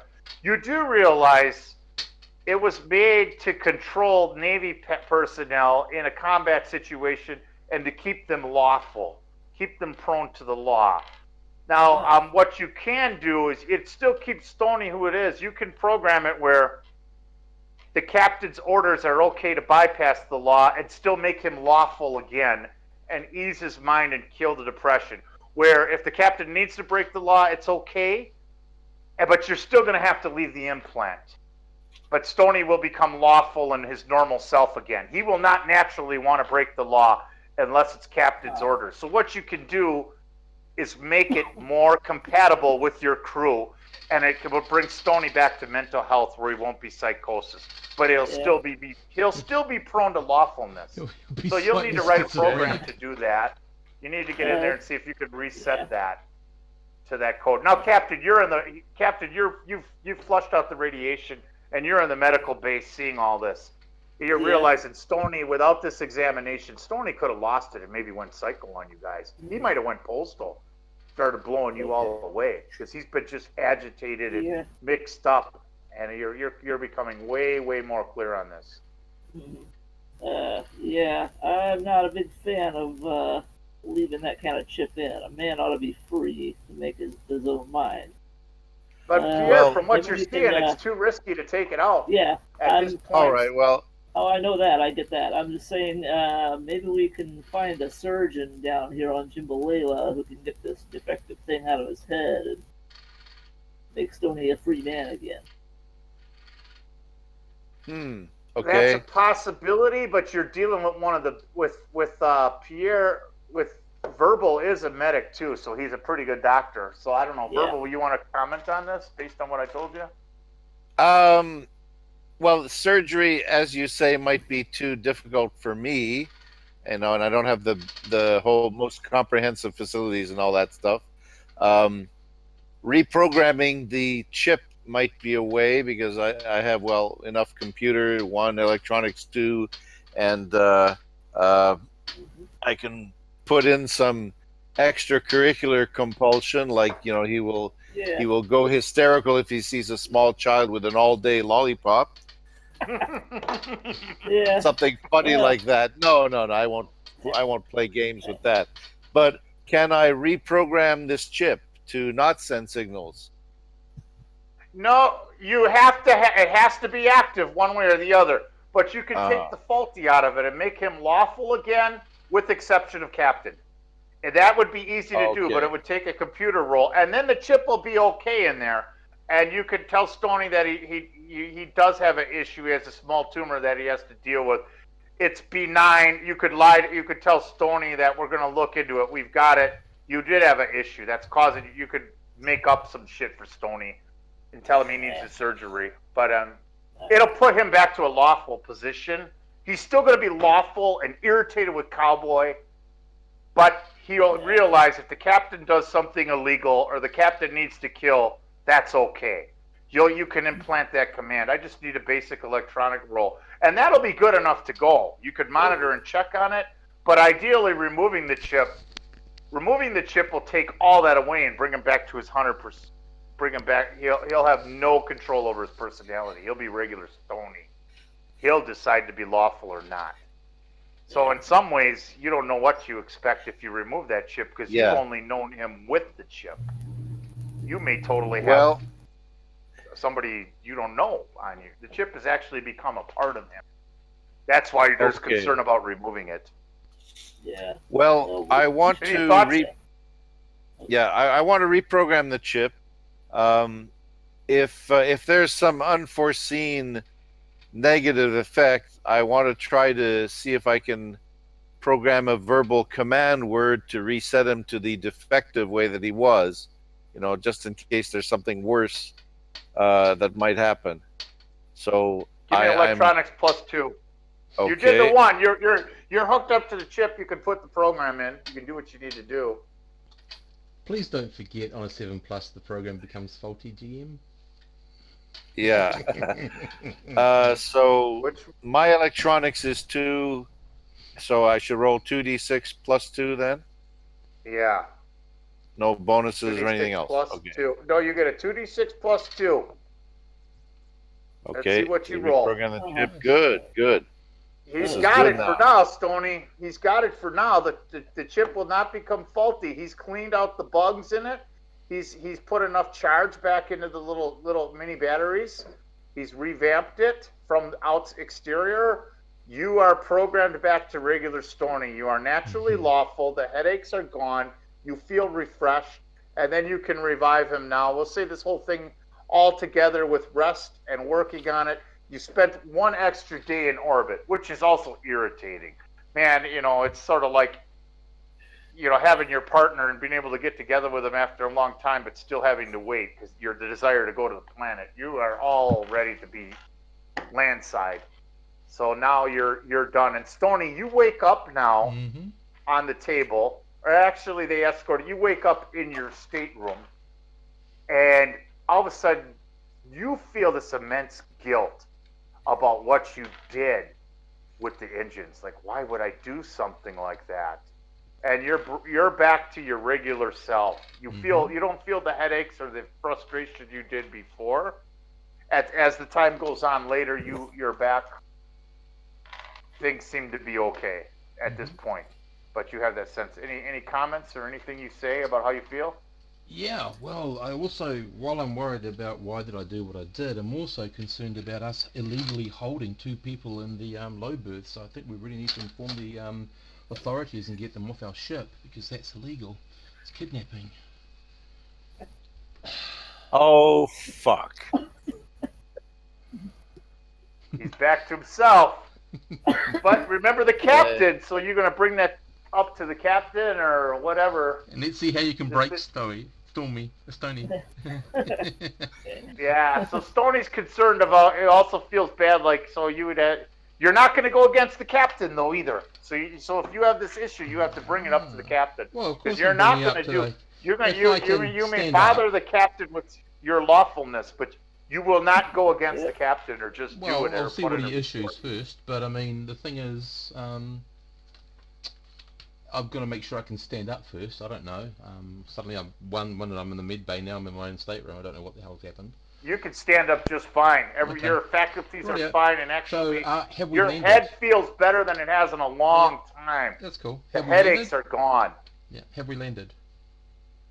You haven't landed yet. You're just gearing to. You're in orbit. Captain, you've got to roll a landing roll. Well, I'll grab on my spacesuit and I'll head down to the engine bay just in case anything happens, and go over it with a fine-tooth comb to make sure... You head to the engine bay and you see that radiation leak that you made was tightened up by the captain, and all the radiation's been cleaned out, and the bay and the motors are running fine. Cool. Captain, did you land yet? I'm just going to go over with the fine-tooth comb. I think we were waiting to see how Stoney is when he wakes up before we... well, Stoney woke up, and he's in the engineering bay. So... All right. Well, if I know that, then I'll head on down to the engineering bay and just say hello. Hi there, Stoney. How are you feeling? Confused, Captain, but just want to make sure everything's running smoothly. Are we going to land on this planet, or...? Oh yeah, we're gonna land. Okay. So just if I can catch you while you're down here, I've got some concern. We're holding 2 people against their will. That's kidnapping. We really need to report them, hand them over to the authorities. And don't we have some information on them? We should really hand it over to the Navy so they can take care of the pirate group. Yeah, we're considering doing just that right now. Good. How's your head feeling? I'm fine. Good. Yeah, do you know what the Navy did to you when they had you with them? They did some surgery on you? They did surgery on me tons of times. Well, it seems that they put a chip in your head to possibly rein in criminal tendencies on your part.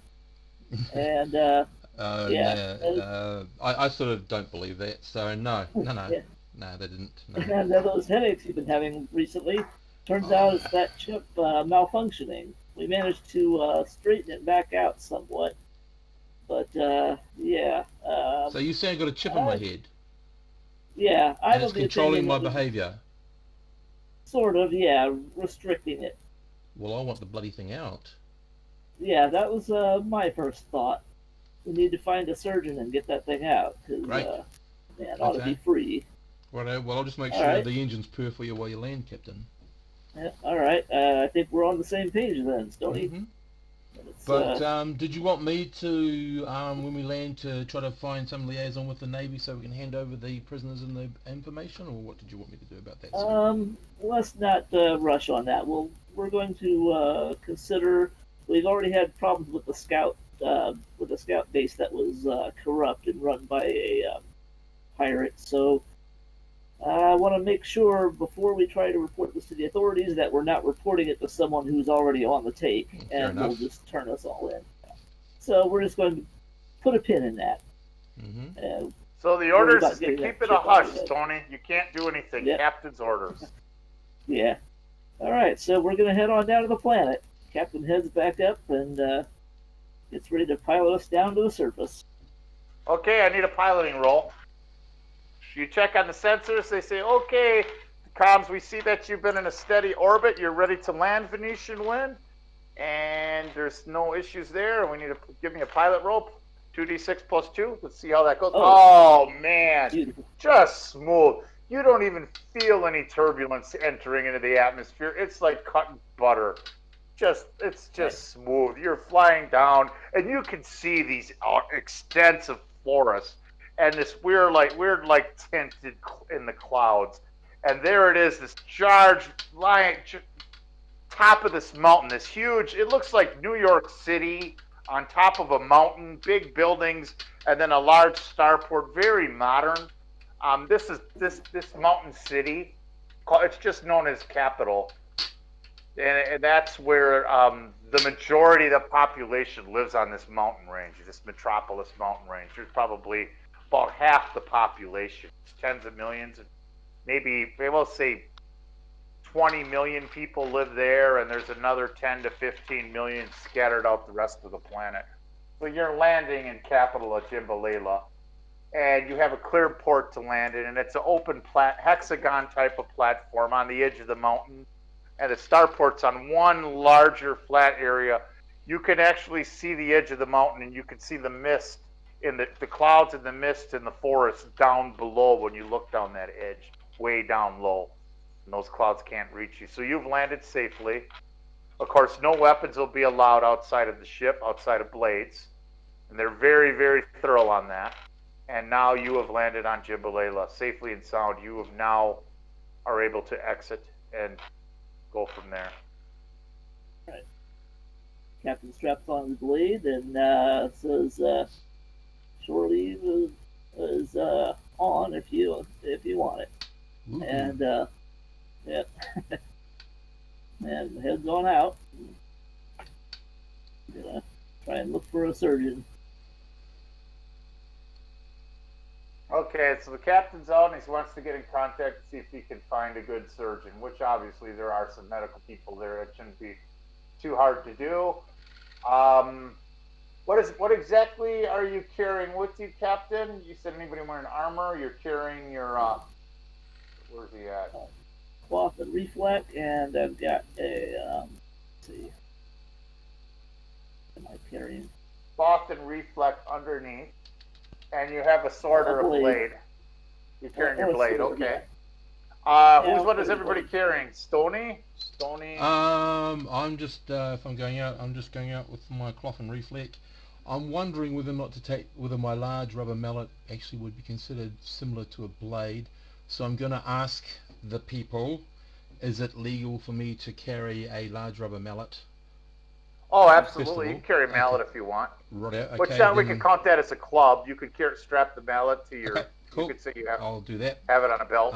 Yep. And once I'm sort of free, I'll just go to the nearest Skinfo kiosk and just get a general knowledge sort of however much it costs to find a bit more out about the city and general things, that sort of stuff. Then Okay, just wander Skyson, around. what are you going to carry? You got combat armor, cloth, and reflect. You have a survival knife and a blade. I would imagine you're carrying the blade. Yeah, I'm gonna carry a blade. And Jug also would be carrying his blade.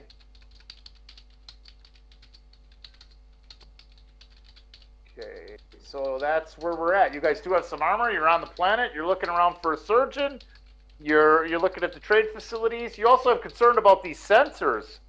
These sensors that and some of the damage that was done. Is anybody going to look into that? Stony and Verbal would be interested in some of those issues, I would think. The electronics and the computer. Okay. Before I go, I'll do just a quick check, and then part of my wandering will also be looking for parts if I need to. Now remember, you two also have the you have that salvage fighter. Yep, 9. So that was just my diagnostics. Okay. Just my diagnostics. The diagnostics is it does need a little bit of work. And it may need some funds to be invested into them. You did patch it enough to work, but it's still faulty. Okay. So there's concerns there with the sensors. Okay, I'll inform the captain. Say that I'll need some capital I'll report back to you as soon as. So just please be ready to transfer some funds so I can get on with repairing the sensors. Well, you also realize though that since you could upgrade the sensors too, but you have to check with the shipyard to see if you can get some sensors or what you can do. And you do have some ship components also. Yep. You have a good, what the hell's in a fighter? I think it's a SC drive power plant. You have a good power plant and a good maneuver drive from the fighter. That's immaculate. You guys part of what you did over the 4 weeks was disassemble those drives and clean them up for sale or purchase or whatever. The captain does all the buying and selling stuff, so I'll leave that to him. I just will request the funds once I locate what I think I need. So I ask him first of all, what sort of sensors does he want me to replace this broken set with? And I'll start looking for them. What's available? What's available? So you're going to check with the shipyard. So you check with the shipyard. Do you mention to the captain what you have in those drives? Sensors are a mega credit each. I mean, to go advanced. You could replace your electronic sensors that you currently have. I think that's for 50,000. You could replace the whole series with new standard civilian. But so do you mention to him that you have those drives? I'm just curious. Do I mention to the captain? Yeah. You're talking to the sensor. You're talking to the shipport guy where the sensors are available. Well, I don't know if I should or not because that's the captain's remit. Yeah. I just want to know what sensors are available for sale, and then inform the captain, and then he tells me, transmits the money, funds to me. I buy it, and then I go and fix it. That's my job. Okay. Hold on 1 second. God, where's the... So, but he'll know, because if I've spent time breaking it down, I'll have itemized it all, put it on some sort of well, you can replace this. What you have basic civilian sensors for 50,000 credits. Yep. You can replace those for 50,000 credits and rewire and put the whole brand new sensors in them. Yep. Basic military sensors, you can get a Model 1 package of those for a mega credit, which is just the amount of money you have. Mm-hmm. But now the guy says, wait a minute.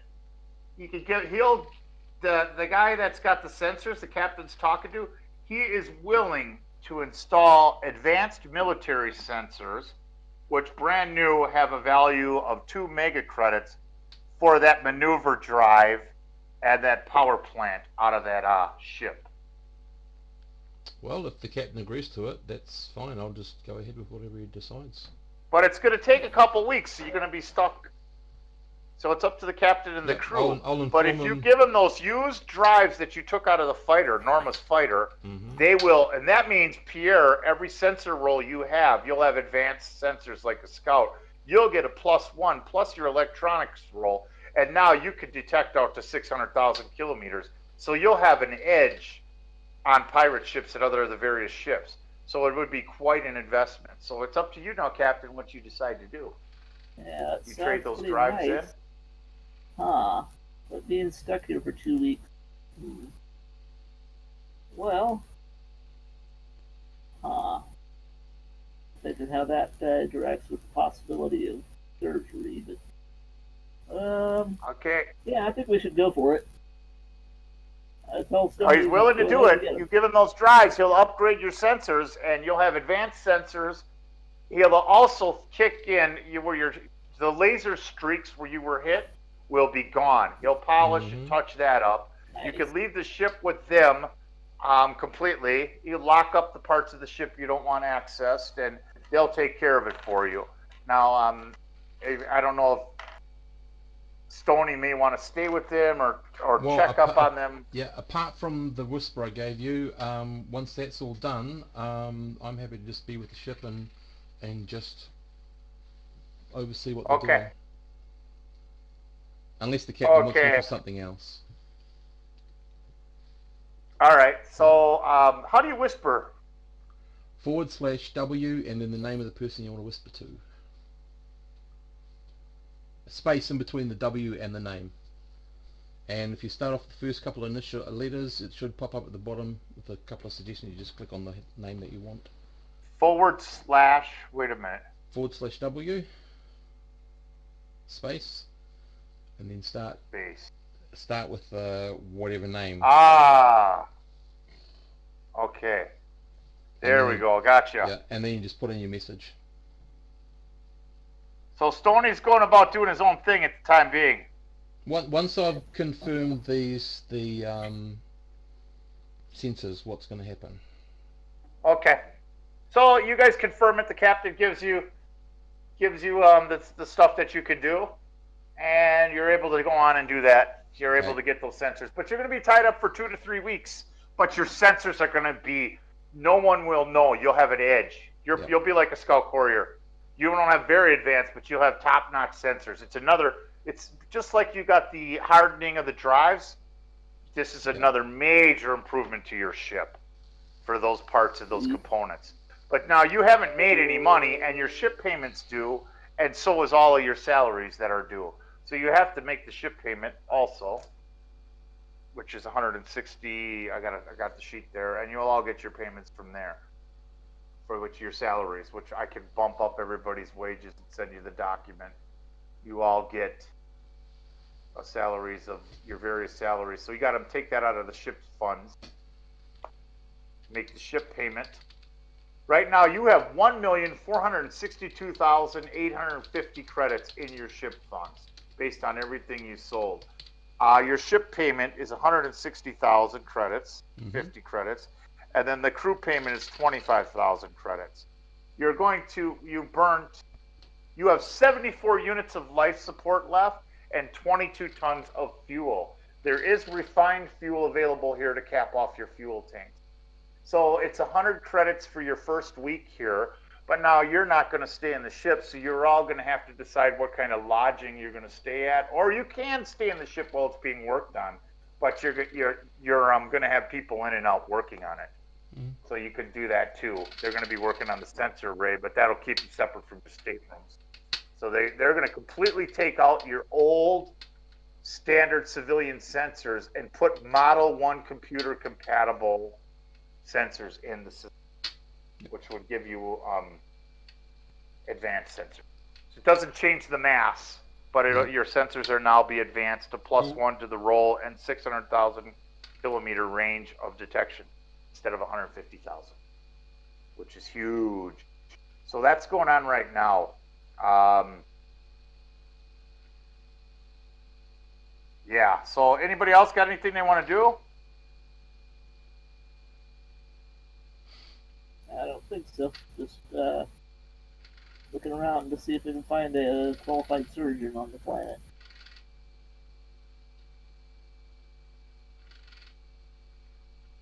Okay, so you're looking around, you're hanging out. There's a trade center. There's a lot going on. Did anybody run to see if there's any What's the thing that's the algorithm thing you have, Pierre? Skyson. Do you remember what we talked about with the Norma's computer? The files? Anybody there? Yeah, that was Verbal's Yep. thing. Verbal. Remember the algorithm and the network? Hello? Pierre. Pierre, are you there? Step away. Must have. Did we lose him? Hang on. We lost him. Unless on the sound. no, hang on. I'll just have a look in Discord, so I'm not there. No, and he's not muted or anything, so I'll give a message in Roll20.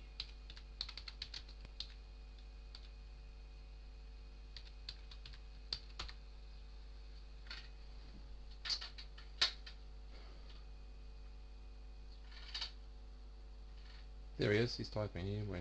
Okay, get it. He's with us. I am talking. Okay. Yeah, we can't hear you. Can't hear you. Something's wrong. Yeah, I've been silent for like 5-10 minutes. Sure now. you don't have your mic silenced? Something's wrong. No, well, he hasn't done it through Discord because No. it's not showing as muted. It's or his anything. computer then. We can't hear you at all, my friend. It's back.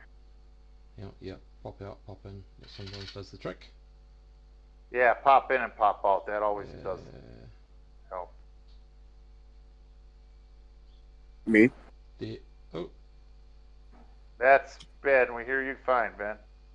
Okay. Antar. Yeah. We're waiting for him to sign back in. He's not here yet. Yeah. Okay. But anyway, I'll just keep a See how it eagle goes. eye on the people doing the sensors. They can sometimes have, carefree hands and pick up little mementos from ships. Can you hear me now, guys? Yep. yeah, you're back. So do Okay. you remember with that algorithm thing and the scout and the registries? I'm giving you a hint. It's something I think you might want to do. Oh yeah, that's to trace the registry of the current ships to see if they're connected to Pliskin. Yeah. Okay. So I need you to do an electronics roll for me. I mean, Skyson could also help you with this if you'd like. Alright, I'll try to help. Okay. All right. So, So I guess he's got to make an assist roll first. I got to get in there and look at your. What did he roll? 7. He gets a +1 too, so he assists fine. This is easy. You can do a roll. He's basically got it handled also. The registries check out. Let me see. There's clear. There's one questionable ship though. Out of all the ships here that may be affiliated, and you can pinpoint down to that ship, you got one that comes up as a beep. And but you don't think that if it's there, it's based on what you know, it's an affiliate, but based on what you know from the registry, you don't think it's been in contact with the Pliskin organization for a long time.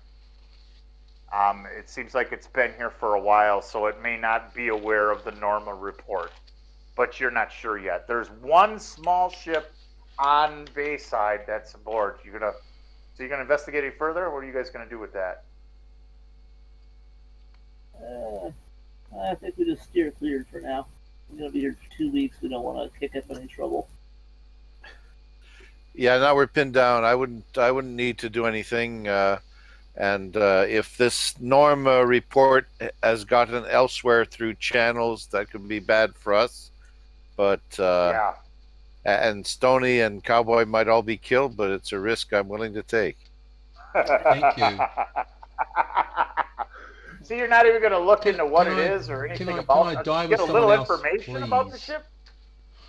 Well, you said it could be just like just an affiliate, not directly connected recently with Pliskin. It's definitely affiliate, but you don't know if it's been in the circle of what's going on. It is definitely affiliate of the organization, but it's not. It's more like a cousin than family. You know what I mean? It's like an in-law Pliskin. Okay. And what it comes out to is it's a 100-ton merchant armor class ship. I mean, which is that's 100 tons. It's which is a jump to 2G. It has one double turret, an air raft, and 24 tons of cargo. It has 3 staterooms, 1 emergency low berth. It's a common small hammer class merchant. So if it's anything, it's a carrier. It might take loads, but it's not much of a threat. Based on what you see, the gun only has a pulse and a beam laser. You don't even know how well the gunner is. You guys probably have it outgunned by a long shot. And it's been here for about, based on the registry, it's been here for about 4 weeks, which means it was here long before you guys even left. So it's been here. It's been in this region of space way prior to all the stuff you guys did. I mean, you know what I'm saying? So obviously it hasn't been connected, or it seems like it may not be connected. Does the ship have a name?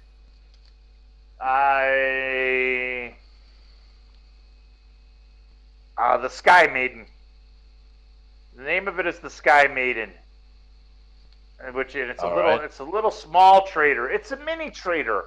And it's just because it's affiliate doesn't mean it's necessarily all the way in.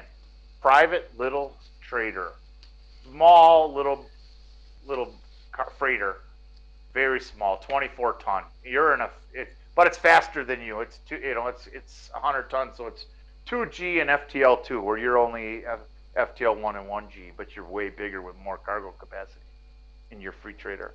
So as of right now, that's what you got going on, and you're bumming around, and you realize that you're approached by a diplomat. This diplomat approaches you. He says, "Pardon me," and this guy is dressed with a fine suit, and he says, he approaches the captain. Well, you guys you're all at this nice. It's beautiful here. You're at this nice outdoor diner. You're having dinner, and this guy approaches you, and he's actually got bodyguards. He goes, "Hello, my name is Jeremiah James, and my daughter Sandra James is missing, and I'm willing to pay anyone who's available to find out whether she's alive or dead. She's disappeared into the forest, into the jungles with a group, over her pursuit over a foolish legend. And I know that you're not from here, and I'm very aware of who you are, that your ship landed, and I'm assuming you're very military trained, and I wanted to hire you to see if you could find my daughter, Sandra James." So Jeremiah, he says, "My name is Jeremiah. I can't get anybody here who seems to want to help me, and I need an experienced crew like yourselves. Would you be willing to take the job? I'll pay you 250,000 credits if you can bring her back to me alive, and 150,000 credits if you find her deceased, and you can bring me proof of that she's gone," which sadly I hope that's not the case. He says,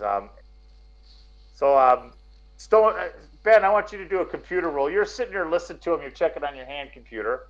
So do me a computer roll, Ben. +1, 2d6 +1. You there? He's not there. I think he's muted. He's muted. So I don't know, Captain. Are you going to engage with him? Okay. Yeah, I'll say that sounds like a good offer there, Mr. Jacob. Is it? James. Jeremiah James. Jeremiah James. All right. And there's other ways I'm able to help you here. I'm affiliated with the mayor. I'm the commissioner here. Of the city. I deal with finance and the treasury here, and I've been working with the city for a while.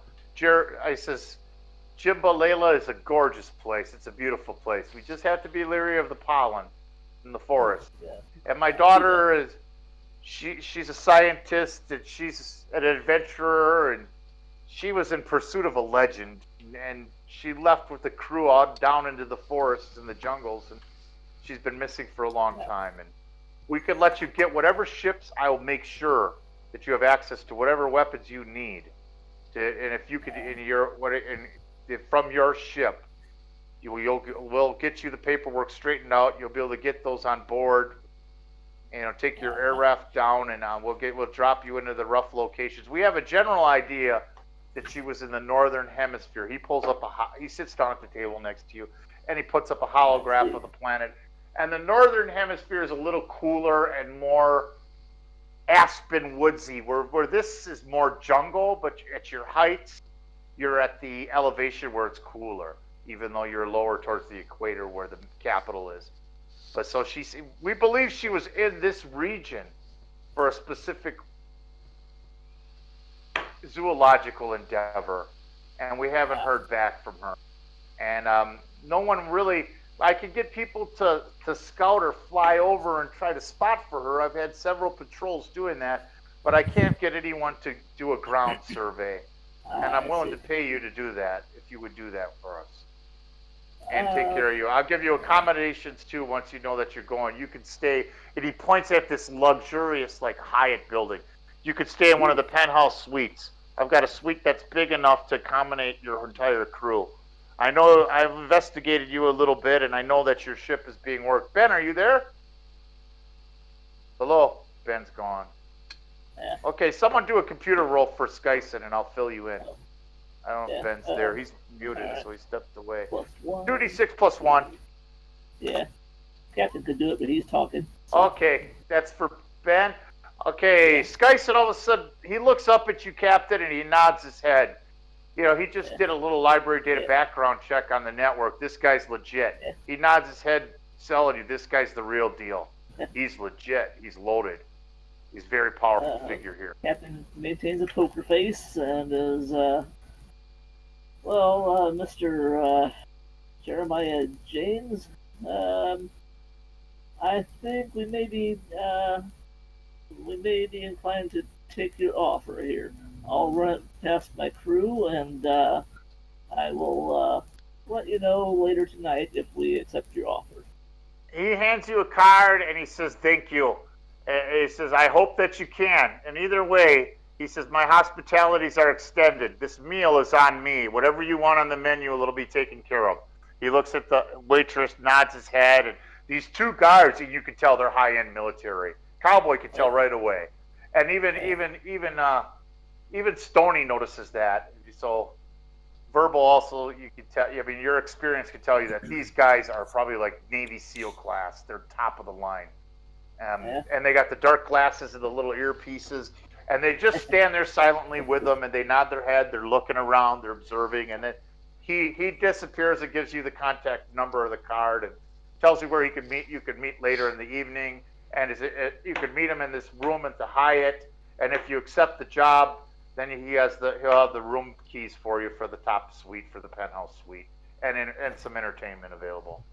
Oh yeah, like to the guards, nice glasses as they leave. Just moving my glasses. The guy nods his head at you and smiles gracefully, and says, "Thank you," and that's it. And then he's back to looking around, and keeping their eye out and their about. You also know that those glasses are electronic. There's scopes and there's all kinds of stuff going on behind these dark glasses. And they're wearing suits, but there's body armor underneath those suits, and they're definitely holstering some high-powered guns underneath those blazers. So that's where you're at right now. I cradle my rubber mallet. Waitress comes and cocktails, caviar. She's all of a sudden. You've got 2 or 3 waitresses coming. Anything you need, and the champagne. This is their best quality, and they're all of a sudden they're surrounding you, giving you whatever you. It's like your service just jumped up 10 paces, and this meal's complimentary whether you take the job or not. Yeah, that's nice. Captain's happy about that. Unless anybody else in the crew has any concerns, I think we're going to take this job. I didn't want to just say yeah and take it, because I didn't want to look like I was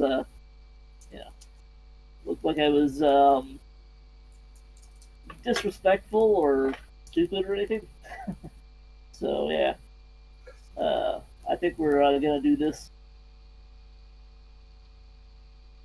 Any thoughts, Sure. anybody? Yeah, I'm fine. I'm just saying Mantar is coming in with a bit of static. And I'm not getting any feedback from Ben because of course, he muted. He's muted, yeah. He's muted right now. I don't know if he stepped away or what. He's got something going on We're the home front. now. Are you there, I Ben? don't like the. I don't think it is for the moment. I don't like the way that our ship is in the shop, so we don't have the. We were going to get the high-powered sensors, but we're not going to be able to use them on the job. And I think time is of the essence if she's already been out in the wilds for weeks. The daughter's name again was you said Sandra James. Sandra Yeah. James, yes. Yeah. Okay, I should got to underline the names when I'm making notes. But you're going to be going into the pollen, and you're going to be going into the forest. You're going to need your filter masks. I've got a condom You'll be able to mask. take your air raft down. They could pilot you. There are these like strategic foothills. There's a foothill in this jungle area with a platform, and what they could do is they could pilot. Your ship is tied up, but they'll take a shuttle, and there'll be a driver. There'll be a shuttle that you could borrow, which will take your air raft to a high point hill, which is above where you could park the shuttle. It's a small shuttlecraft. I'd say like a launch. You could fit your air raft to the inside, and they'll give you a loaner. He gave you a disc, so you're reviewing the plans, and then from there you would have to take your own air raft and your gear, whichever weapons you need. They'll get them out for you and get them into your air raft, whatever you need out of your ship's locker to do the job, and your survival gear. Yeah, but Jeremiah Jones, he didn't. Jeremiah James, he didn't. He didn't really pinpoint what area she might be in. We didn't have any. Yes, he did. He's area? pretty confident she's in a northern sector. It's a large region, but he believes that a northern forestry sector, which is still in the pollen, which is still in the mist. It's an area where a lot of people. What you do realize is people are prone to stay out of the forest areas. They do not want anything to do with the forest areas here much. They usually, for the most part, stay either on the shorelines, the open prairie, or where they have the facilities to keep the pollen out in the air good. But they also always carry respirators or filter masks with them. Every person you see everywhere has like a fanny pack with a filter mask on it. Even in the city, it's just their nature here. They all carry, even though they're not wearing them, they carry the filter masks on them. Yeah. So you do notice that. But I mean, in the cities, you don't need it, especially the higher elevations. The pollen cannot reach that high. The pollen stays at a lower level. And it will kill you within 24 hours or pollute you completely. That's what they know. That's what you know for sure. It can kill you within a 24-hour period if you don't have your mask. All right. And there's something living in the forest that she was looking for, like face Bigfoot or something. Huh. All right. Do you have any? Does James have any idea who she was with? Yeah, she had a small crew of other scientists and a couple security officials with her. Nobody's heard from any of them, and it's been like 3 weeks now. She was only going to be gone a week. And usually she's good at communicating with her father, even though she's rebellious. She's his star daughter. And he's really heard about this, and he wants to get her home or find out what happened to her. And it's been an issue for a while. And you could tell he's perturbed, and he seems to be a caring, genuine guy, but also a powerful man. A man who'll do what he needs to do, and a powerful, influential man. Seems to be immorally a good man, but he may have a little corner of corrupt to him, especially being a politician. But he seems to strive for what's right. So that's what you have at this point in the game. So this is where you're at. So where are you guys going to go from there? Plans? Any thoughts? Yeah. You gonna meet him at the facility, find out more about what's going on, or find out what she was pursuing? What are you gonna do? Yeah. I want to look into what she was pursuing and like legends of the forest, stuff like that. Okay, so you're gonna look into Legends of the Forest. Yeah, look into what. Okay, the greatest legend of the forest comes up, and it's the Jimbula. The name is the Jimbula, and it's a large creature, and it's sort of like the Earth, just like you said. It's like the Earth Sasquatch in a way, except this creature, is 8 to 10 feet tall. It's humanoid in the fact that it has arms and a head, but it has 5 like spider eyes and 4 legs. Its arms extend out and are very long and strong, sort of like a Sasquatch.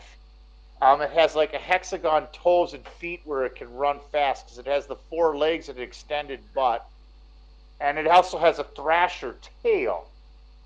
And what you do know is this creature is big. It's also believed to be a very intelligent creature. It has been spotted, and it is like the Sasquatch, but it's always seemed to disappear or evade. It's been pursued, and some of the frontiers, even people have sworn that they've seen it on the edge of the city, on the edge of the mountain range, like it's Spider-Man up the mountains, and it's peeked in on the city, on the edge perimeter. It's a scary creature, but it's never really hurt anyone. There's stories of mutilated bodies that may have tried to hurt it, but as far as it's seen, it almost puts a chill at anyone that sees it, just sort of like a Sasquatch. But one of the things that's also been known about the Jimbula is the Jimbula, it has a hair-like fibers that act like a chameleon. Its hair, it has these like weird hair fibers that change colors. So wherever it is, its hair adapts to. If it's over a rocky tan rocks, its hair will be tan. If it's in the jungle, its hair will be green in the bark of the trees, depending on where it is. It is such a swift creature, and it's believed to exist based on some of the follicle proof, but it's never been captured or it's never been fully observed. It always evades and it always gets away, unless it wants to observe. So that's all that you know. And there's also, you're realizing too, there's a scientific community that is willing to pay. If a Jimbula can be captured alive, it's worth a mega credit or 2. Somewhere between 1 mega credit and a couple mega credits, depending on the size of the Jimbula. If you can capture a Jimbula and bring it in, there's been a lot of people that have went out to capture them, some that have went out to study them, and based on the evidence that you're finding, you truly believe that Sandra James went out in a quest to hunt the Jimbula. So that's where you did. You haven't heard this from Jeremiah, but you did. This is the only thing it could be that she went out to go find or look for. This is the most mystical, strangest creature on the planet. And you also know there's something about the wisdom trees. And you a little bit further that there's a connection between the world, the planet, and these wisdom trees. And the wisdom trees are the pollen creators. Beyond that, you don't know much else. You have any. These trees extend all over the planet. They're like giant, strange Joshua trees in a way, except more leafy and gigantic. It's like red foresty, but a Joshua tree, and just weird. And there's all kinds of other plant life. There's extensive life on the planet. And the Jimbula would be considered to be intelligent. They believe they use tools, spears, clubs. They've been spotted and filmed, and with sticks but it's always, slightly blurry, and then they're gone. You see them for a minute and then where did it go? Just like a Sasquatch, same kind of scenario, like the Earth Sasquatch. You just never could quite get him. We're gonna find him this week, like finding Bigfoot, but he's gone. Heard him knocking on trees and he's out there. He's gone. So that's the situation you have. All right. Well, that sounds actually pretty cool. Yeah, I think we're going to contact Jeremiah Jacobs and tell him we're willing to head out and try to find his daughter. Okay. So he invites you into the hotel. Anybody else? Any comments, Steve or Pierre? Does the captain want me to stay with the ship or go with him?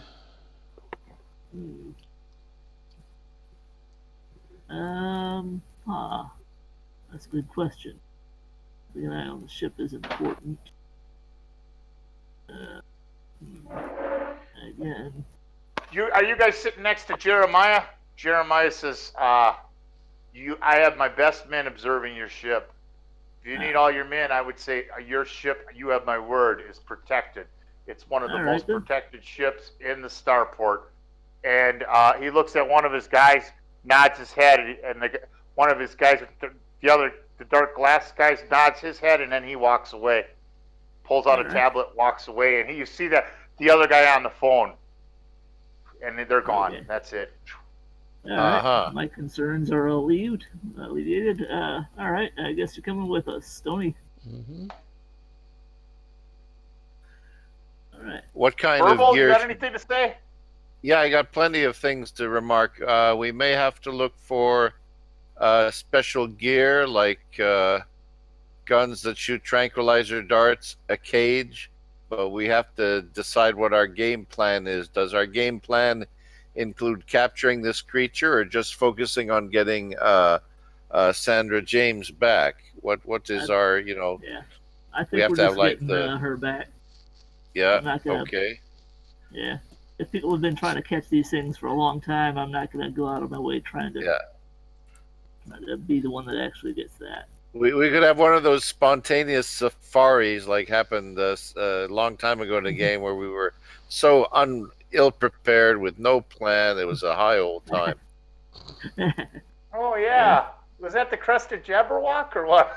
No, before that. Way before that. Oh, one of Steve's games. That's where was that where we hunted the dinosaur-like creature with the slow drug? Yeah, and I think we used an air raft of doubtful lifting power for one of those beasties. Yeah, that's where one of our NPCs got killed. Didn't he get blown up by a fusion gun man portable? Later on, he did, yeah, but not in that. Oh no, yeah, that was on the Neptilian world. Anyway, that's where Ben jumped down onto the dinosaur to try to catch it.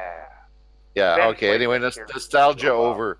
Yeah. I started something I shouldn't have. But okay, so we would probably need more like rescue gear. We got to fend off unintelligent animals and that's just our conventional weapons will do it. So we gotta ask to get permits and get our weapons out into a locker so we can reach the remote area.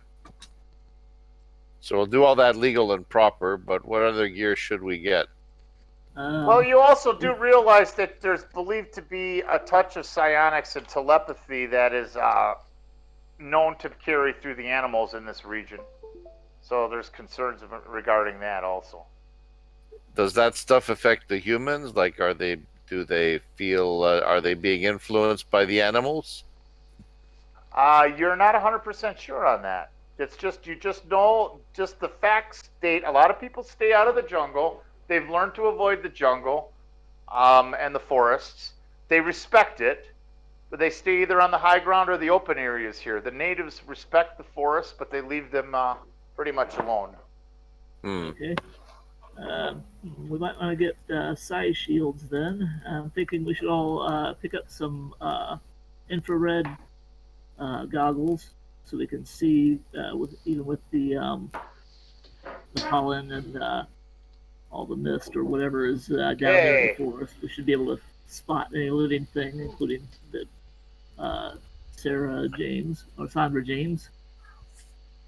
Infrared may be helpful there for searching the forest. Okay, so you're going to pick up psi shields. Artificial psi shields are wait a minute. Yeah, they're 4,000 credits apiece. And how many of you are going along? I imagine you're going to buy that out of the ship funds. Or Yeah. you could ask for it. Yeah, okay. So you're going to buy, and that'd be Don't worry nice to about it. have anyway. So you got Yeah. Stony, Cowboy, Jug, you got NPCs, Verbal, and you. That's 5. Is that right? I Wait a minute. think so. Stony, Jug. 6. There's 6 of you. Are all 6 of you are going? And is that correct? Nobody's staying back? Yeah, I think we're all gonna go. Yeah, if our Okay. ship is Yeah. safe, sure. So that Yeah, would let be the operators 24,000 credits operate. for this. For the you have the other equipment that you need, but you're looking at subtracting 24,000 credits for the side shields. Okay, and you purchase those. So you purchase those at standard price. You do have the side shields.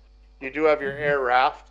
He said he'll have your air raft, and he lands the shuttle down next to your bay, and he'll do that in the morning. So for right now, you guys are wining and dining and having an incredible night. You're in this luxury suite.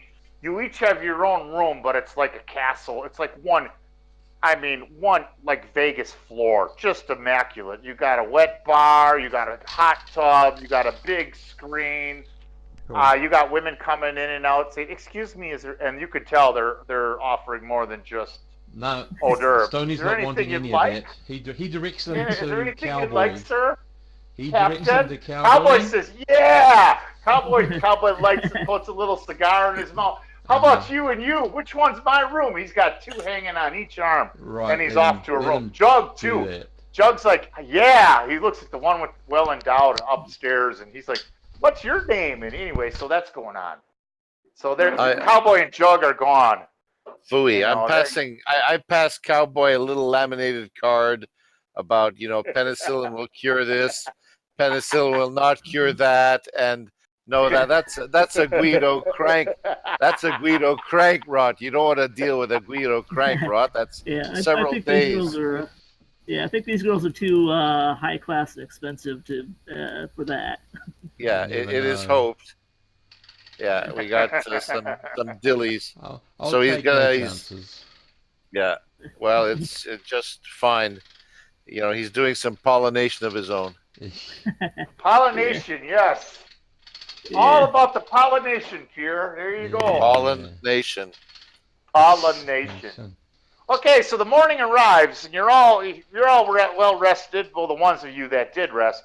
Cowboy is a little drunk and hungover. And same with Jug. I don't know what Skyson did or not, but Skyson stepped away from the game. Okay. But Skyson had his own activities. Cowboy's woken up nice and early, so he gets the extra time he needs to get going.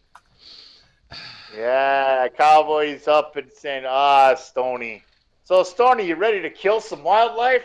You ever blow up a tree monkey? Hell yes. Just shoot that sucker dead. We'll abuse it. Tie it up and beat it. I'm sure you will. Me up like that. And I want to make sure I record every single thing you do for in memoriam, so I can take you to. Oh, when the creature lands in front of us, boom! He says, boom! Yeah.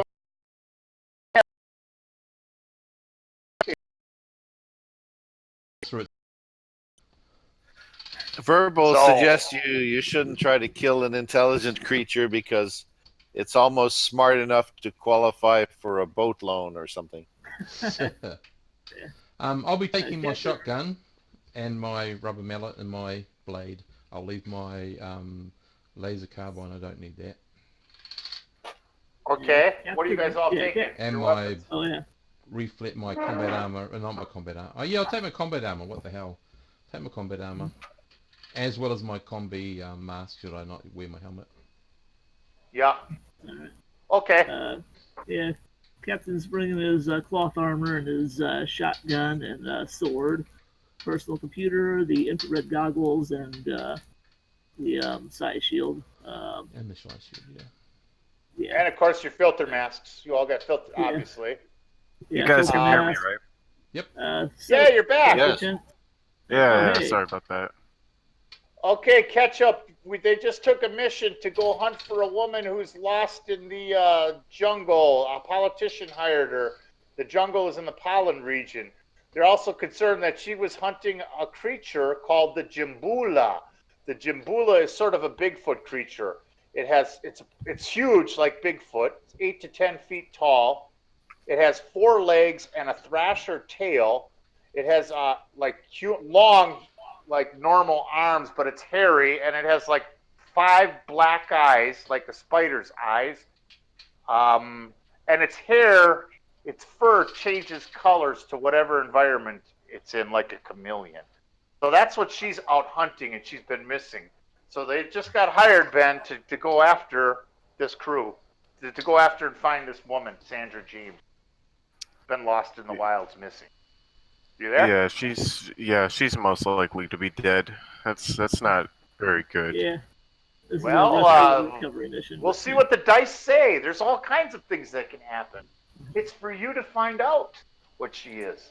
Even I'm not 100% sure. I have charts, though. We'll see. So anyways, it's morning. It's morning on the planet. There's a small launch that's available for you. It'll lock tight. And there's a map with the pinpoint where there's a foothill where you can park the launch on and then take your air raft out. So the launch lands alongside. It's on the same hectagon bay as your ship.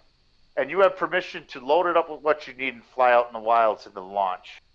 And you can put your air raft inside the launch and fly the launch. And they give you a location of one of the foothill mountaintops, and it's in the northern regions, which are more aspeny, and there's a different kind of more of a northern wisdom tree forest type of thing than the jungle forest where you are right now. So, okay, what are you guys gonna do? Well, I'll load on all my gear and I'll check the guys off doing the sensors and then get on board the launch and wait for. There's a small basic sensor array in the launch he's borrowing you. So who's piloting? Who's doing what? I got the pilot. Okay. Are we in an air raft, right? The air raft is inside of a launch, a small spacecraft. The launch is faster. You're going to be in an air raft once you get to the region where you're going to park the launch, which is like it's on a different what's the part launch of the planet. like? Is that like a little like space car or what? It's a 20-ton small craft, and it has a cargo bay where you could fit the air raft inside and some chairs, and then you have 2 seats in the front. So that's where the pilot could sit, and I would imagine Pierre would be running the sensors with the pilot. I would imagine the pilot would be the captain, but any of you other guys could pilot too. There's no turrets. It's just a small like craft. A big space truck kind of thing. It's actually kind of small, but it's 20 ton. So it's It's like a space truck in a way. But it's not a jump ship. It's small. It's a small craft. All right, you can shoot me a picture to give me a better idea once, you know. But yeah. Yeah. So anyway, I can do. I think these guys all kind of know what it is. Go to the Traveler Wiki and type in launch, Ben. Open a tab. Okay. Go to Traveler Wiki and type in launch, and it'll tell you what it is. Yeah. So that's all you.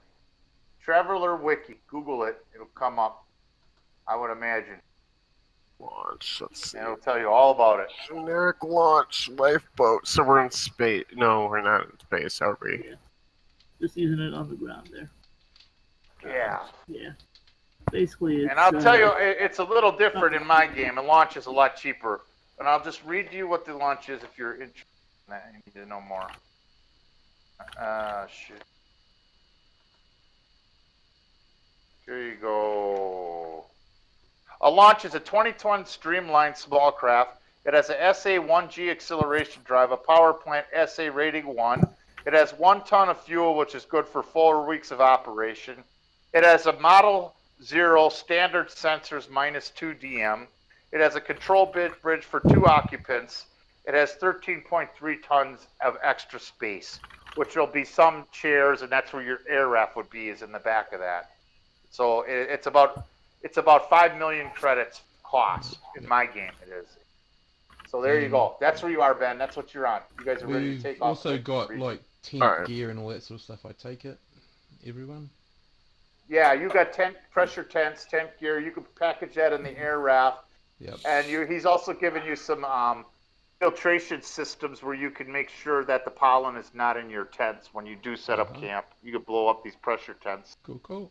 Yeah, that was a Yeah, concern you of have mine. all the gear that you ration, survival stuff. And if you have to, you could head back to the launch because where the launch is parked, it's above the pollen. There's this one specific foothill, and there's nothing but a platform on the top of it, and it's just high enough where it's only 20 feet above the pollen, but it's above the pollen, so the air is clean.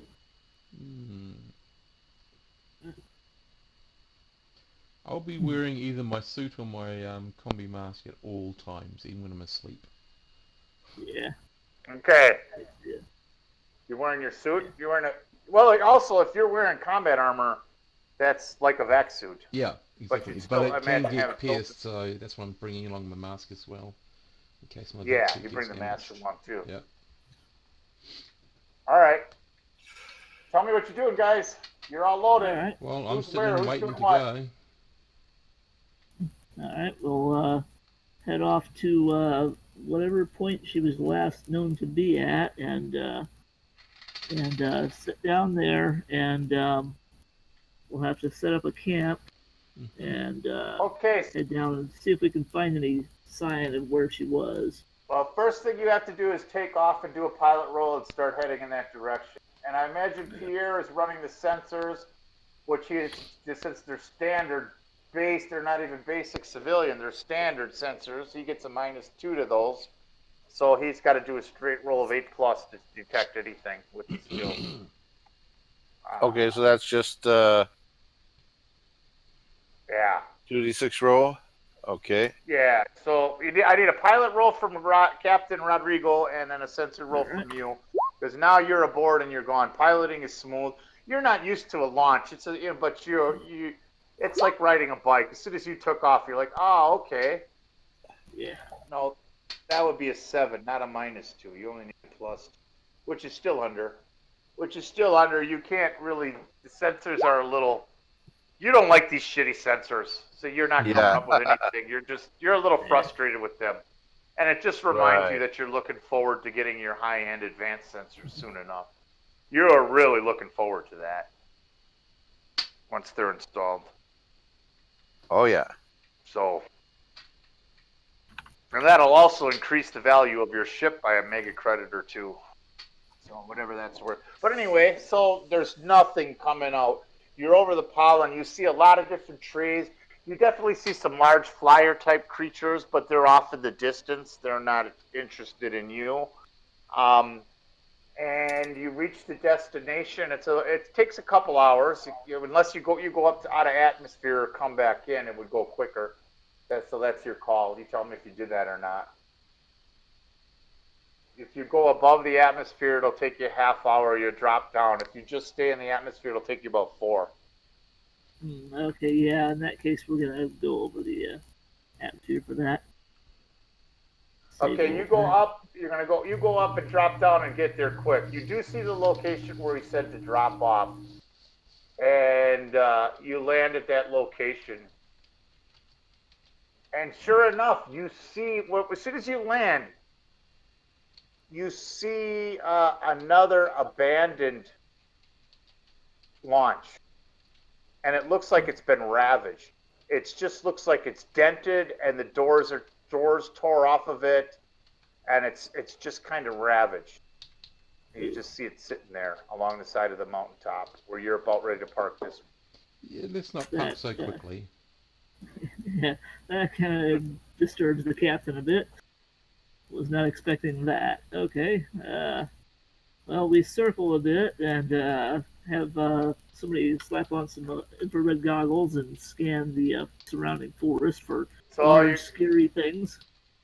Verbal's going to run another sensors check now that in the surrounding area. You can't do a life science sense, though, because you don't have, the sensors are just too weak. But you can scan for infrared and try to see what you can pick up. Yeah.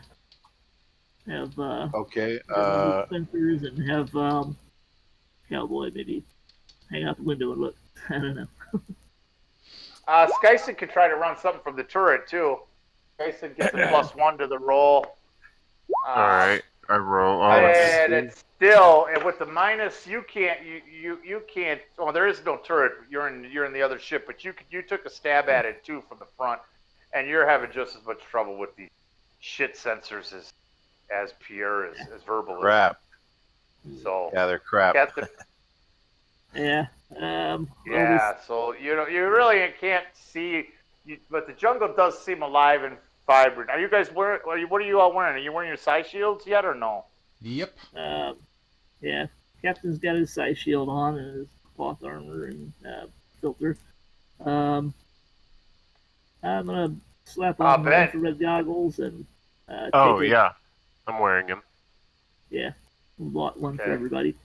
I'm gonna slap on my infrared goggles and maybe take a peek around. Did you land yet? Yeah. Yeah, I was gonna hover it and open up the door and just take a look with my eyes instead of using the launch's sensors. Okay, so you're hovering. You didn't quite land, but you open the hatchway and you take a look around. You don't see nothing. I mean, it seems there's nothing of any kind. You just see the trees in the forest down below the foothill. You can see the mist where the pollen ends, because it's only 20 feet below the top of this foothill. Yeah. And nothing. There's nothing of any kind. No Just that infrared the ship signs. is there, Yeah. and it's beat up and banged up. You could evaluate the damage on it. Yeah, I go walking back up and say it looks quiet. We're coming in, and I bring it down gently over next to where the beat up launch is, so we can I've got my investigate shotgun ready, just in case. Yeah. Okay. So you land sweetly and smoothly. You're next to the beat up launch. You're going to check out the launch. You're going to observe the launch, and you all step out now, or what are you going to do? Next move. I think the person who is the most disposable should go first, so I open the door for Cowboy. You say what?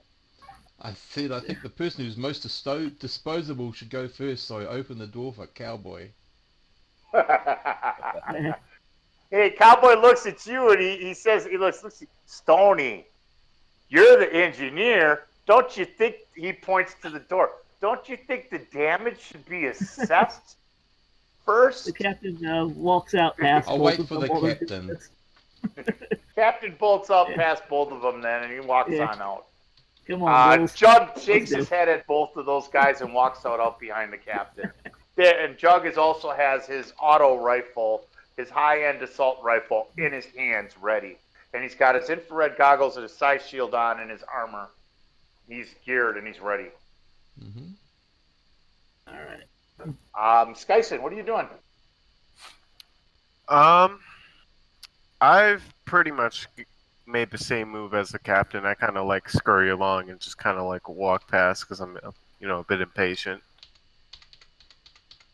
But And then Cowboy looks at you. There's no sense being scared, Stoney. And then he walks out after everybody else did. And I'll Verbal, go, what are you doing? as he goes out, I'll say, I'm glad you came to that conclusion late, and walk out after him. And then he turns around and looks at you. But you're the guy who can tell us what happened. So why don't you get your little tail out here and tell us what happened? Real sarcastic. I look at the ship and I go, it got busted. How's that? I'm trying to keep it in language you can understand there, Cowboy. It got... So Jug is got wearing busted. combat armor, and so would be Skyson. They're wearing combat armor. Yeah. Cowboy doesn't have combat armor. He's wearing his cloth armor and reflect with his auto rifle, and then of course he has his size shield and his filter mask on. Right. And that would be the same. Verbal, you would have. You only have the same thing: cloth armor and reflect. Yeah. And your filter mask and your size shield, combination mask. Yeah, whatever. And Captain's the same thing, I think. Yeah, I'm wearing the cloth armor. I'm not bothering with the reflex. I don't think the wildlife is going to be shooting lasers at us. Yeah. And it's kind of hot, so. Yeah, never know. Yeah. But that's his thinking, and that's what he's doing. You are in the wilds. It might not be the wildlife that shoots. But anyway, that's okay. We'll roll with that. All right, we'll roll with that. So there you have it. That's where you are right now. So The ship is standing. The other scout is standing in front of you, and you're gonna do. What are you gonna do now? The other, I mean, launch. The launch, yeah. Well, as long as I know Judd is going to be taking care of the left side, and someone's taking care of the right side, someone's taking care of the top. I'll Jug walk is over walking towards it. around the perimeter of the top of the mountain already. I don't know if Skice it is too. Cowboy also has his tactics where he's walking around to make sure everything's clear. Right. They got their goggles on and their guns ready. I'm I going don't up know, to Skyson, what are you the doing? vessel to see what I can make sense. Yeah, I'm kind of like walking around trying to like check some areas, see what's going on. So your 3 security guys are on the lookout. And Stoney, you look at it and it looks like something bit, or it looks like almost like bite or claw marks in the rear end of the launch where the drives are. And the drives look like something tore apart. Like this thing sort of crashed here. Like it was on lower ground and it was trying to get away from something and crashed here.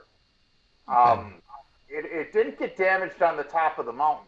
Right. It obviously it got damaged somewhere else, or it was being attacked. And then there's these large footprints. They're hexagonal.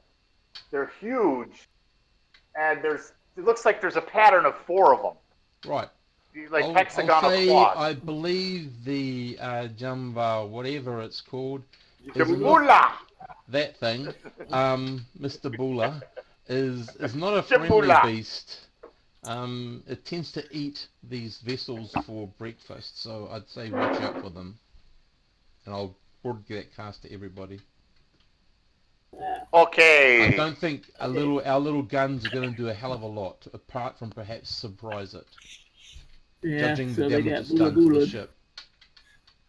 Well, you still haven't entered it. The door is tore down. Yeah. You haven't entered the launch yet. The door is smashed. Looks like it was ripped off. So I'm going to pick And something up and enter? toss it into there, just to make sure it doesn't activate anything, such as a hiding. So you pick up a little. There's a rock sitting alongside. Anything, You pick it up and toss it into the launch. You hear it bouncing. You don't hear anything, but it's dark inside the launch. Yeah. Well, I'll turn the lights on my combat armor and tell everyone I'm heading in. Okay. So you're heading in. Mm-hmm. And you turn the lights on. You're wearing combat armor? You have combat armor. Yep. Okay. And you walk on in. What are you carrying with you? Shotgun, blade, and large rubber mallet. You have the shotgun in hand. Yeah. Okay. You walk on in and you thought you hear some crunching. All of a sudden, it's a little small like creature, like a rat, but not quite a rat. It gerbils around. It just scares the shit out of you. Your heart just about jumps because a pan or something drops. And it's gone. And then you look around in the light, and then all of a sudden you see, it looks like there's logger equipment in this launch.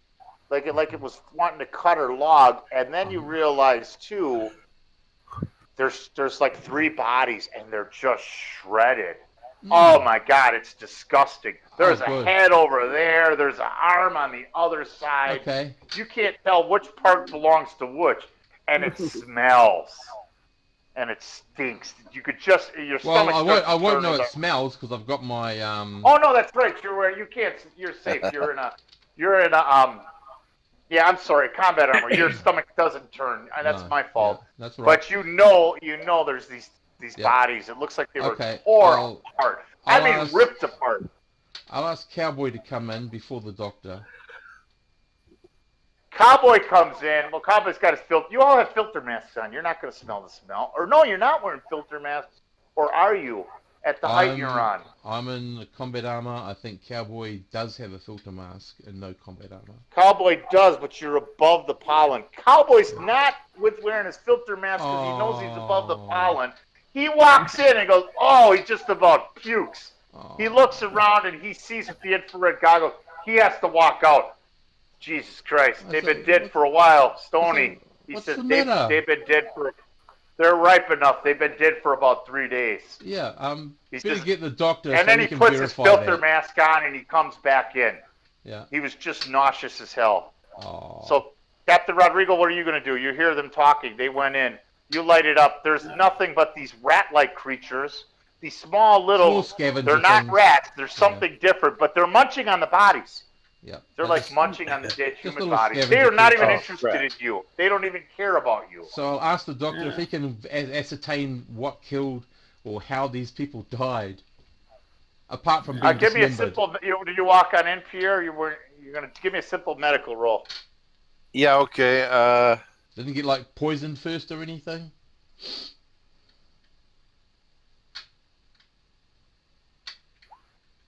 Oh Jesus! You could tell that they've been torn from limb to limb. Something actually ripped them apart, shredded them. I mean, and it wasn't bit. They were also beaten. Looks by like a club type of object, or a bludgeoning object. You could see bruises and ripped apart. Whatever happened to them, they were totally shredded. I mean, an arm over there, like the arm was just ripped off. The head was just taken off. I mean, it was devious and vicious. Yeah. Captain leans in. Looks like they got bula bula too. Does any one of them look like Sandra? No. And based on your reports and your evidence, none of these people match any of the. There's still enough of the faces left. They don't match any of the descriptions of Sandra's crew. But you do know this is the location. They don't match Sandra's crew. Okay. They do not match Sandra's crew at all. These are different. So maybe Jeremiah Jacob did manage to hire some other guys to come out here, and this is what happened to them. Well, now I see why his special operators didn't want to do this. Why would that be? Yeah. I ask him the obvious question. Well, don't anger the Jimbulas, whatever you do. One thing you do notice when you look around the launch is they have logger equipment, like saws and cutting equipment. Like they wanted to log, or they're interested in the wood. I suggest Cowboy carry one of those just in case we meet one of these creatures and needs to cut it down. Belay that. Alright, maybe these guys weren't in here looking for Sandra. Maybe they were here cutting down trees for some reason. And the Jimbulas don't like that. No. Alright. Well, gee, then just as well, sir, you didn't order him to carry one of those things. He might have been attacked first. Yeah. Cowboy looks at you and goes, "Not even funny, Stoney. Not even funny." See, for you. See, he says to you, "Those are law-abiding citizens." See what happens to law-abiding citizens? Could we focus on the task at hand? You rant sometimes. These guys are not who we're looking for. We need to figure out where Sandra James was camping at. I thought this was her last known location. Do we have logs of her last communication? Do you want me to see if I can get some power on this and see if you can access the computers? I don't know that this launch has anything to do with her. These guys were not the. They might have some reading that we could use. If you have your own pocket computer, well, there's a zero computer in there. Yeah. You do have a chip. You do have a small disk. It's just that what's his name? Jeremiah gave you. Yeah. That has some information. You could go back into your launch and plug that in and see what it says. Yeah. Stoney, if you want to try and pull anything off of this launch, go right ahead. I just want to know if I can get some power going so that Verbal there can get into the computer if you want to get any sort of Stoney, data. You go look at the rear end of the drives in the power plant, and it's unbelievable. How the hell could something grab these drives and just pull them apart like that? You're just in awe. So they would have been badly burnt by exposing the power core, potentially. But what's strange, Stone, is the power core is left untouched. It's like somehow things are all tore up, but the core of the actual core itself, where the radiation would be, is untouched, which blows your mind. Okay, like so how big is the core for this one? Is it It's transportable? small. It's a SA drive. It's the basic, cheapest maneuver drive you can buy. So how big and mass-wise would the power core be? Uh, God, I don't even know. I'd have to look. Oh, okay. Sorry, I just thought if Well, it. just the portion that's the radiation is under a ton. Oh, It's a okay. small drive. Still too big. No, too big. Sorry, I just want to know if we could drag it over to our own, put it on our air raft, and use it as a major distraction should we need to. But no, that's all cool. Yeah. The M So we drive run is 0.5 tons, and the power plant would be 1.2 tons. The portion of the nuclear core is less than a quarter of a ton, where the dangerous material could be exposed. Yep. That everything else has been roughly tore apart, but for some Okay. reason it was like something knew that was dangerous. Okay. Whatever did this was make... extremely vicious, but yet extremely profoundly intelligent. Okay, so if it's not usable, is there any way I can actually make this core safer? Yeah. How about we just how about we try running a jumper cable over from our launch to get the computer up on this one? Mm-hmm. That's easy Might enough be to do. easier. You can do that. There's actually enough power to take a battery pack over, and you can get the other computer running enough to check it. We need somebody to do electronics and a computer check to do that. Okay, I'll get that going hopefully. Just. Yep.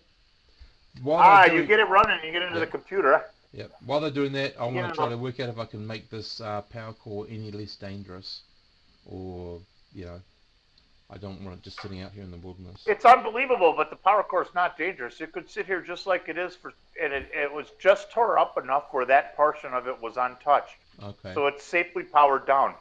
Okay. I mean, there's still radioactive material within that core, but it was not disrupted. Any wild creature would have just damaged the whole thing and really released the radiation. Yep. But somehow this creature didn't. Whatever attacked the ship did not harm that specific portion of the drive, but tore the shit out of the engines and everything else. Okie dokie. Right. Well, that's all I can do at the moment. Is there any way we can investigate where the creature went? You do see some footprints and claw marks, but outside of that, the footprints just sort of disappear off the edge of the cliff, and there's nothing else to follow. So obviously the shale rock that surrounds this foothill, it just disappeared on that shale, and there's no more footprints. So whatever it is, it went back down into the woods, below the pollen level. Mm-hmm.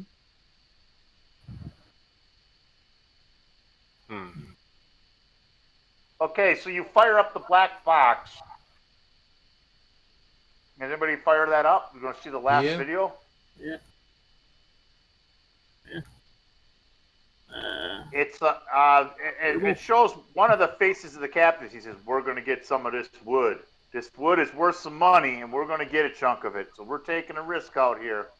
And it shows them on the ground with filter masks, and they're setting up cutters and saws, and they're facing one of these big, giant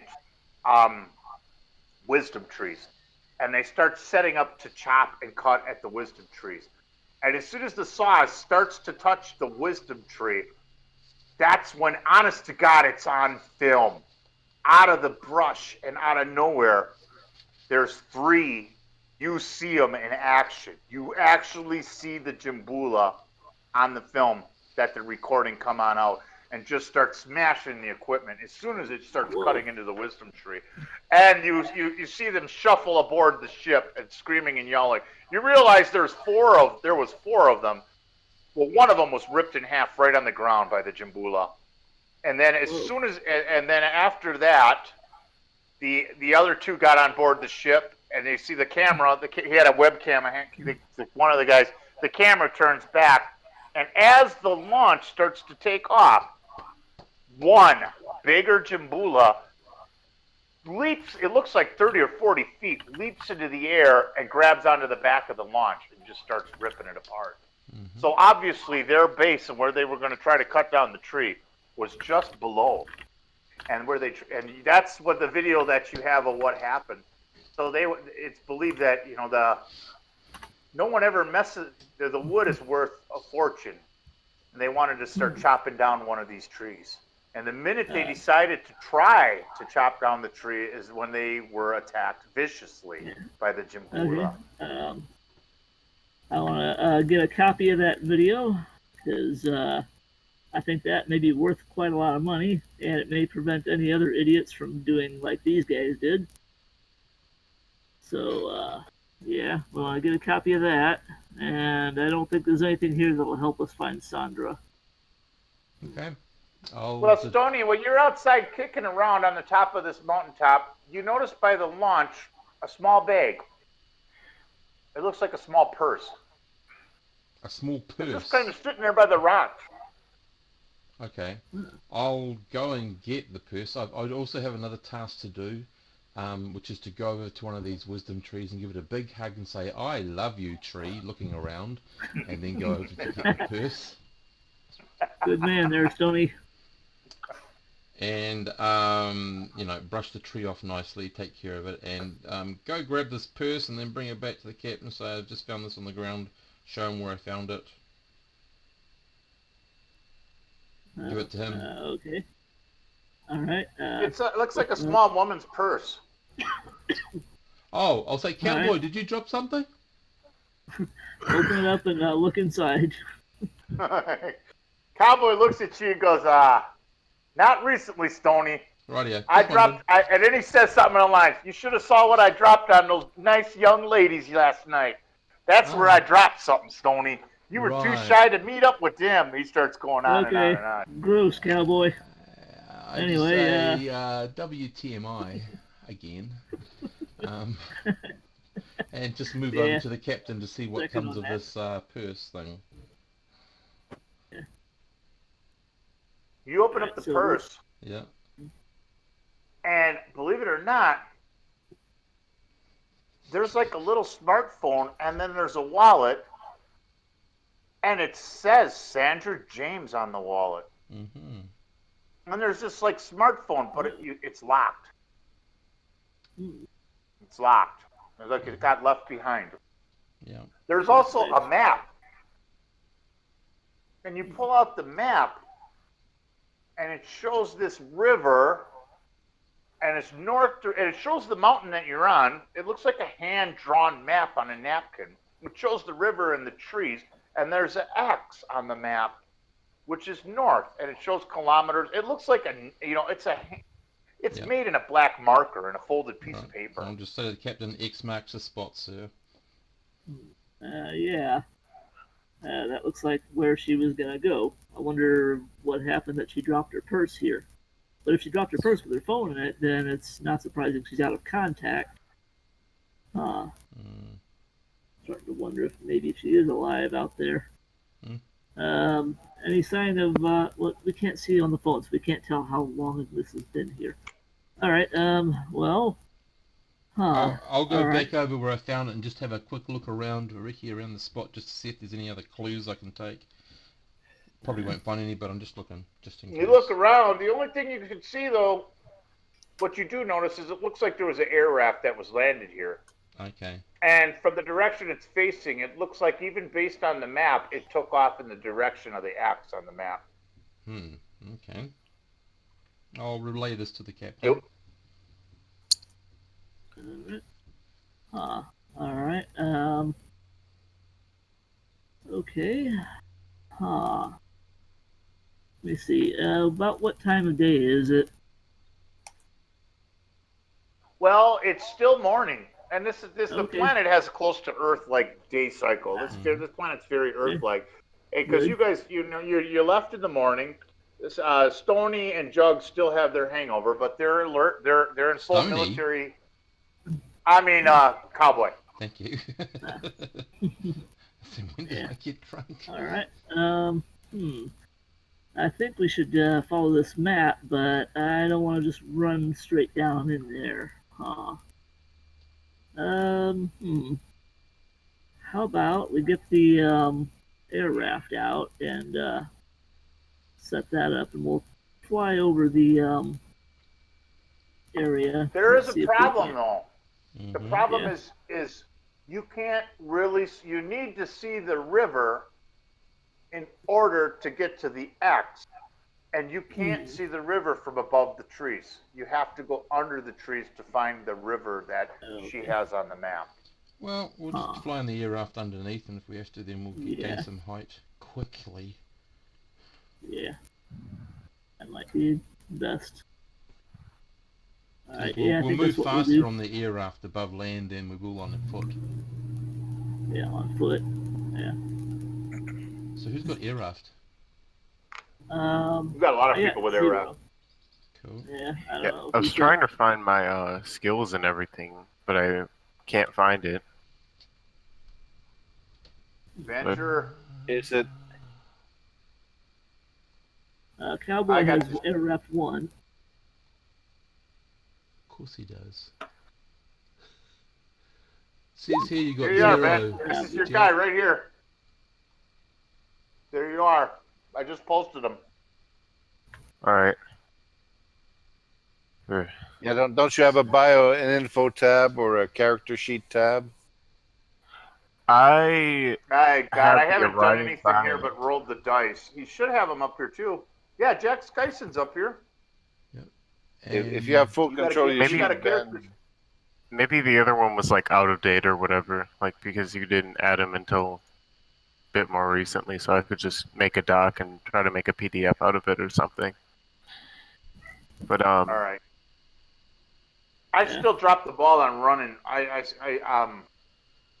doing stuff on this website outside of the rolling the dice. So I will send you a copy. I sent you the Venetian Wind recently, the update on Okay. that, and that has all the characters on it. It's a Word document. But anyway, so what are you going to do now? You guys are getting on the air raft? I was thinking Yeah. about trying to go where the marker was located.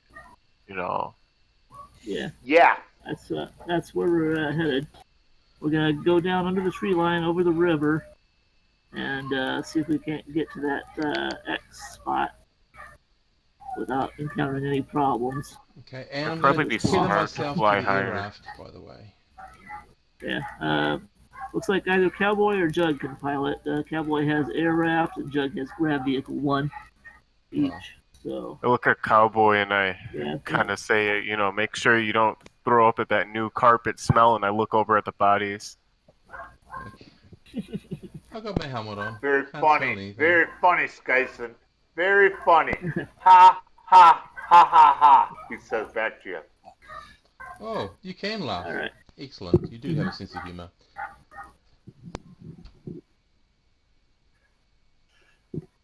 Okay, so you're in the air raft and you're heading in that direction. The only way to get there, though, is to go below the tree line.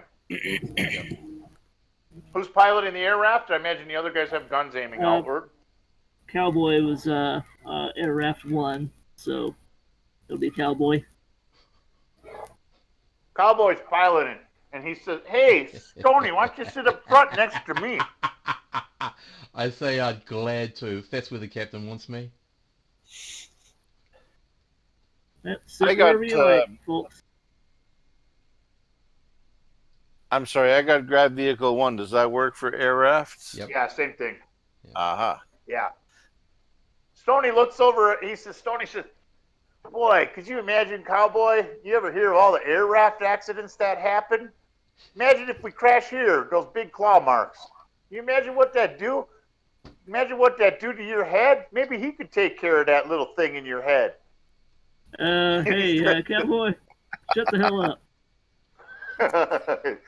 So then he hears the captain. Let's- He yeah. gets, all I do is I unclip myself and go sit next to Cowboy and clip myself back in. I say, it's so nice sitting this close to you. And you get to see so much more this way. He looks back at you and says, "It's gonna be nice when we start killing shit, my friend." Well, especially when we're killing shit we're not supposed to. And that's it. So And then he around there, flies and, on forward yeah. under the line. Mm-hmm. I want eyes all You around, guys and do. a couple guys with infrared looking around too. So You're everybody looking keep around, your eyes but peeled. it's still daylight, but it's a little darker under the tree brush. But it's not night dark. You got side shields on, so you can't see anything weird. But you definitely see some. It looks like some kind of weird like tree monkey, and they're hopping through the branches of some of the wisdom trees. You see some small creatures, and then you notice that you catch it on the edge. You see the wisdom tree, and you see where the loggers started setting up the camp, and your eyes spot two parts of a human body, the torso ripped in half, one on about 20 feet away from each other, and the blade where it started to try to cut the tree, and you see nothing else there. Right. Is there any way where we could just, have some flashlight or something, or some type of vision where we could see it from a distance without going any closer? Or Well, you can see what you anybody- can see. You don't see any animals nearby or anything of concern. okay, You see where that other body got tore apart. okay, this from is the a lawn. new body, right? It's the This one is a from different the film. Yeah, I'd say this is one from the This film. is the body that was on the film that you watched get tear apart on the film. Okay, so none of us saw this body before. Apart from in the film, Only yeah. on the film you just watched. Okay, so this isn't. So we know for sure this isn't the Girl. woman. Sandra. Yeah. Yeah. No. Yeah, Sandra. Okay. All right. And not Okay. anybody in the rest of the crew. Yeah, we haven't found Sandra's crew No. or her yet. Okay, just gonna move right along. Nothing to see here, but more. You're gonna keep moving right along. Yeah. Yeah. You're holding the map and you see the river. Well, Cowboy flies, and you can kind of see there's enough room to fly, but nothing's really bothering you. But you can almost see the pollen in the air. There's this misty stuff, like little misty clouds. You could tell as your pollen thick.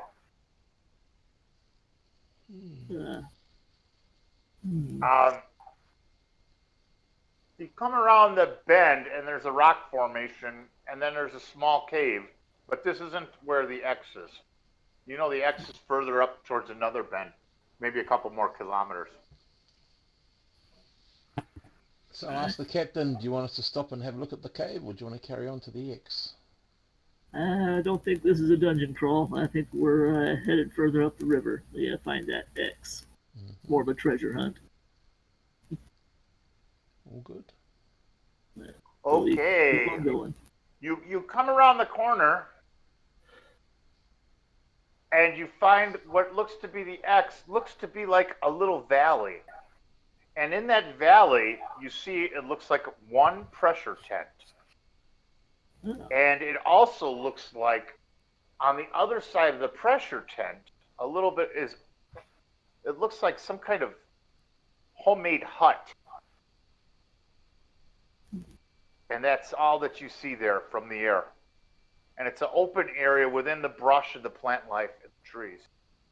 Okay. Just little, sort of like No. little valley past the No river. blood or anything crazy? You don't see anything like blood or anything crazy. Okay. Yeah, pressure tent's not ripped to shreds, so. Alright, cautiously optimistic. Alright, have Cowboy bring the air raft down so we can climb out. Have him stay in the air raft. And we're all going to head over to the pressure tent. Nobody shoot unless something you think you're going to be ripped to shreds. Don't upset anything. Fingers off the triggers, people. So don't Cowboy shoot lands down unless in you're the going to be ripped to open shreds. spot between the pressure tent and the makeshift twig teepee thing. And basically, yeah. there's no Don't, noise. It's eerie silent. all is you don't, the trees, you don't hear an animal, you don't hear anything. It's almost creepy silent. What do we got on infrared? Infrared, you see all the way around you, you see nothing but plant life. You think you see a patch of color here or there, but then it seems to be gone or vanished. You just thought What you about saw a inside patch by the the hut? tree. Or the Well, you tent. haven't been inside the hut yet. No, I mean like Any- infrared, like life signs. You know, we could use Any our infrared. scanners. You So can't. The wood is so thick in the bark. You're realizing that the bark of the hut looks like it's made from. It's the special bark from a wisdom tree, like it's bark or a tree that died. It wasn't cut. It was a tree that passed or bark that fell off the tree. Yeah, You peeled or cannot fell. see through that bark. Yeah, but All definitely right, the then pressure tent, though. we might as well go in then and just. The pressure Yeah. tent, your infrared goggles see, it looks like there's like 3 or 4 bodies pacing around inside the pressure. And it looks like they're walking back and forth, almost like a straight line walking back and forth. You do see that there's motions moving back and forth.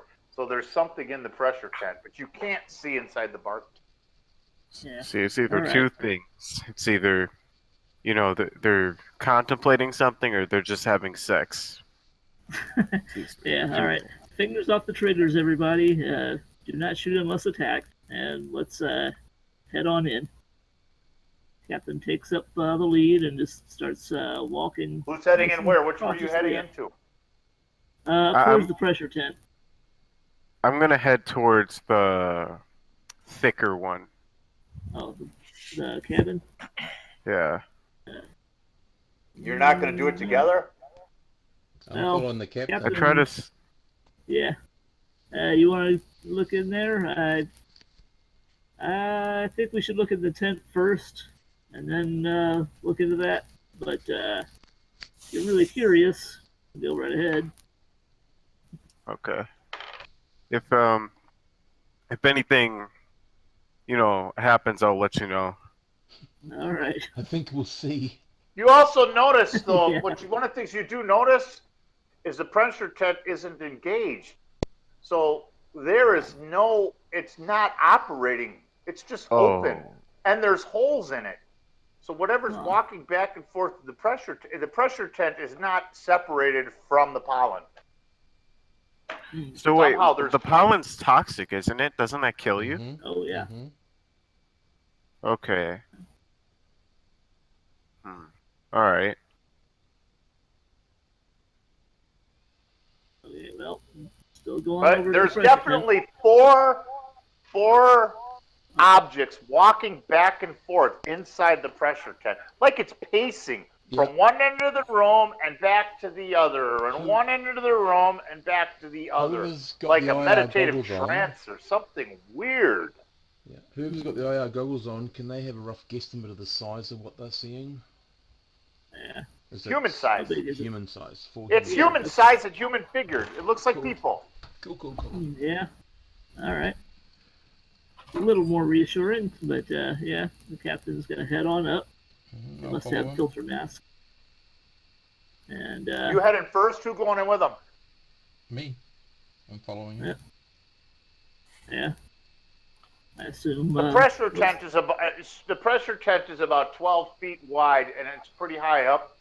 Mhm. The minute you open up the door, you see all of a sudden these 4 people walking. They turn towards you, and their eyes are glazed white, and their skin looks rotted and green with pollen. Okay, so And wait. one of them. What happened? Sorry, had to go to the bathroom. Oh, that's As soon they as just you opened walk the into the tent. pressure tent, these things that were pacing, they're people, but they turn towards you, and their eyes are glazed white. They're like they don't even have pupils, and their skin is like rotted and green with the pollen, and their mouths all of a sudden are erupted and they start growling, and one of them is headed directly towards you with a club right away, and the other 2 they start charging towards you directly right now. Oh, geez. All right. The captain raises his shotgun and opens fire. Then that's yeah. Give me a roll. All right. Let me see my gun. Oh, shotgun 1. Oh, What are your? I think that's a jam. Oh my God! You panic and misfire with the shotgun. Stony, you're right there. What are you doing? Got my shotgun ready to have a go. You get a shot at with your shotgun too. Mm-hmm. I get a +1 because of a high dex, no skill. Uh-huh. Oh, there's Miss. more. What did you hit? 6? I miss Wait a 6. minute, wait a minute. But I do get a What? shot either side of me. Either side of the main target. Yes? With a shotgun. Hang on 1 second. Yeah, let me get here. Yep. Plus, jack or less. Plus 2 against mesh at short range. You are at short range. That would be a hit, Stony. Oh, okay. That would be a hit. Okay, so... And you do 4d damage to the one alongside you because they're not wearing shit for armor. Yep, but And you have a direct hit on them. So roll 4d damage, and let me tell you what you did. And then roll it 3 times for the other 2. Jeez. You're going to knock them down. 16? 16. One of them drops. Roll it be another one 4d. Let's see what you got. Another 4D? Okay. Yeah. 17? The other one drops. It's maybe not dead, but it's already messed 12. up enough. The other one's damaged, but still coming towards you. There was 4 bodies. So the other body now gets a swing, and it's going to get a swing at Captain. It's going to get with the club. 2d6. Here, hold on. I'm rolling the dice here in a minute for you. So he's going to get a hit on the Captain, because the Captain's first. Let's see what we rolled. And that is a hit with the club on the Captain. Wait a minute. That's a 10. And you're wearing what kind of armor? Cloth. Cloth. Let me see. Cloth minus bludgeoning weapons is a -3 to the 10. We gave him a straight hit. Actually, it's not a hit. Yeah. You lucky son of a gun. Because of your cloth armor. Because of your cloth armor, it did hit you, but the cloth took the penetration of the bludge. And now you're at close range with the shotgun. You can pull the shotgun up and fire one more time into the belly of the one that just tried to hit you. All right. What's the modifier on that for close range? Where's Pierre? What's Pierre doing? Verbal, where are you? I'm Did you still go in around. with him? Yeah, looking around. I've been videotaping the bodies and things that we found, or video recording. I should no more tape. Oh! Roll 4d damage. Me? No, No, Captain. That's me. Oh, Yeah. shotgun. Oh, 19. Oh, man. Yeah, she just blew a hole in this guy. He drops to the floor. Whatever. They were already damaged. They're already damaged from and they're infected by the pollen. A negative way. Usually the pollen kills you. So they were already dying. They're just on their way to dying. And they're toasted. Yeah, and pollen. you do ID these people. They were part of Sandra's crew, but Sandra's not here. Oh, well, it's good that we Okay. can toast too. Yeah. I'm towards the cabin or wooden area. So now Oh, Ben is headed. You're by yourself, or is it you and Jug? I'm by myself, I believe. Actually, where was Cowboy? Oh, Cowboy's still sitting in the air raft. Yeah, he's our getaway driver. He's being very brave. Yeah, Cowboy he's wants to following jump orders. out. Cowboy yells, "Captain, you okay?" He's ready to jump out and come in. I emerge from the tent and say everything's totally fine. Thanks. Yeah. The captain says it's good. We're all right. Looks like these guys were out of their minds and half dead already. And they came at us with clubs, but shotgun beats club. Okay. Well, I'm sitting here. We got the air raft ready when you want to go. So, Ben, I'm going to say you and Jug start approaching. Well, this is happening. You're approaching, and you're going to go into the other room. The other hut. All right. You open the hut. And sure, what do you see? As soon as you step into the hut, and there it is, looking down on you. There it is, standing tall, and it's just staring at you. It's about 10 feet tall with its thrasher in its tail, and standing right in front of it is Sandra. And you notice something about Sandra. She's not wearing a filter mask, and her skin looks good and fresh. And she's standing next to the Jumbula. And she seems to have both her fingers on her temples as she stands next to the Jumbula. And you see her, you swear, you see her right in front of you. And the next thing you know is the Jumbula looks down at you and staring straight at you. Is there anything you're going to do? But nothing's moved to attack you. They're both just staring at you. It's like a Jug is in there too. It's like a... Does this There's seem like it's a Sandra. mind thing? Like it's a telepathy type of thing?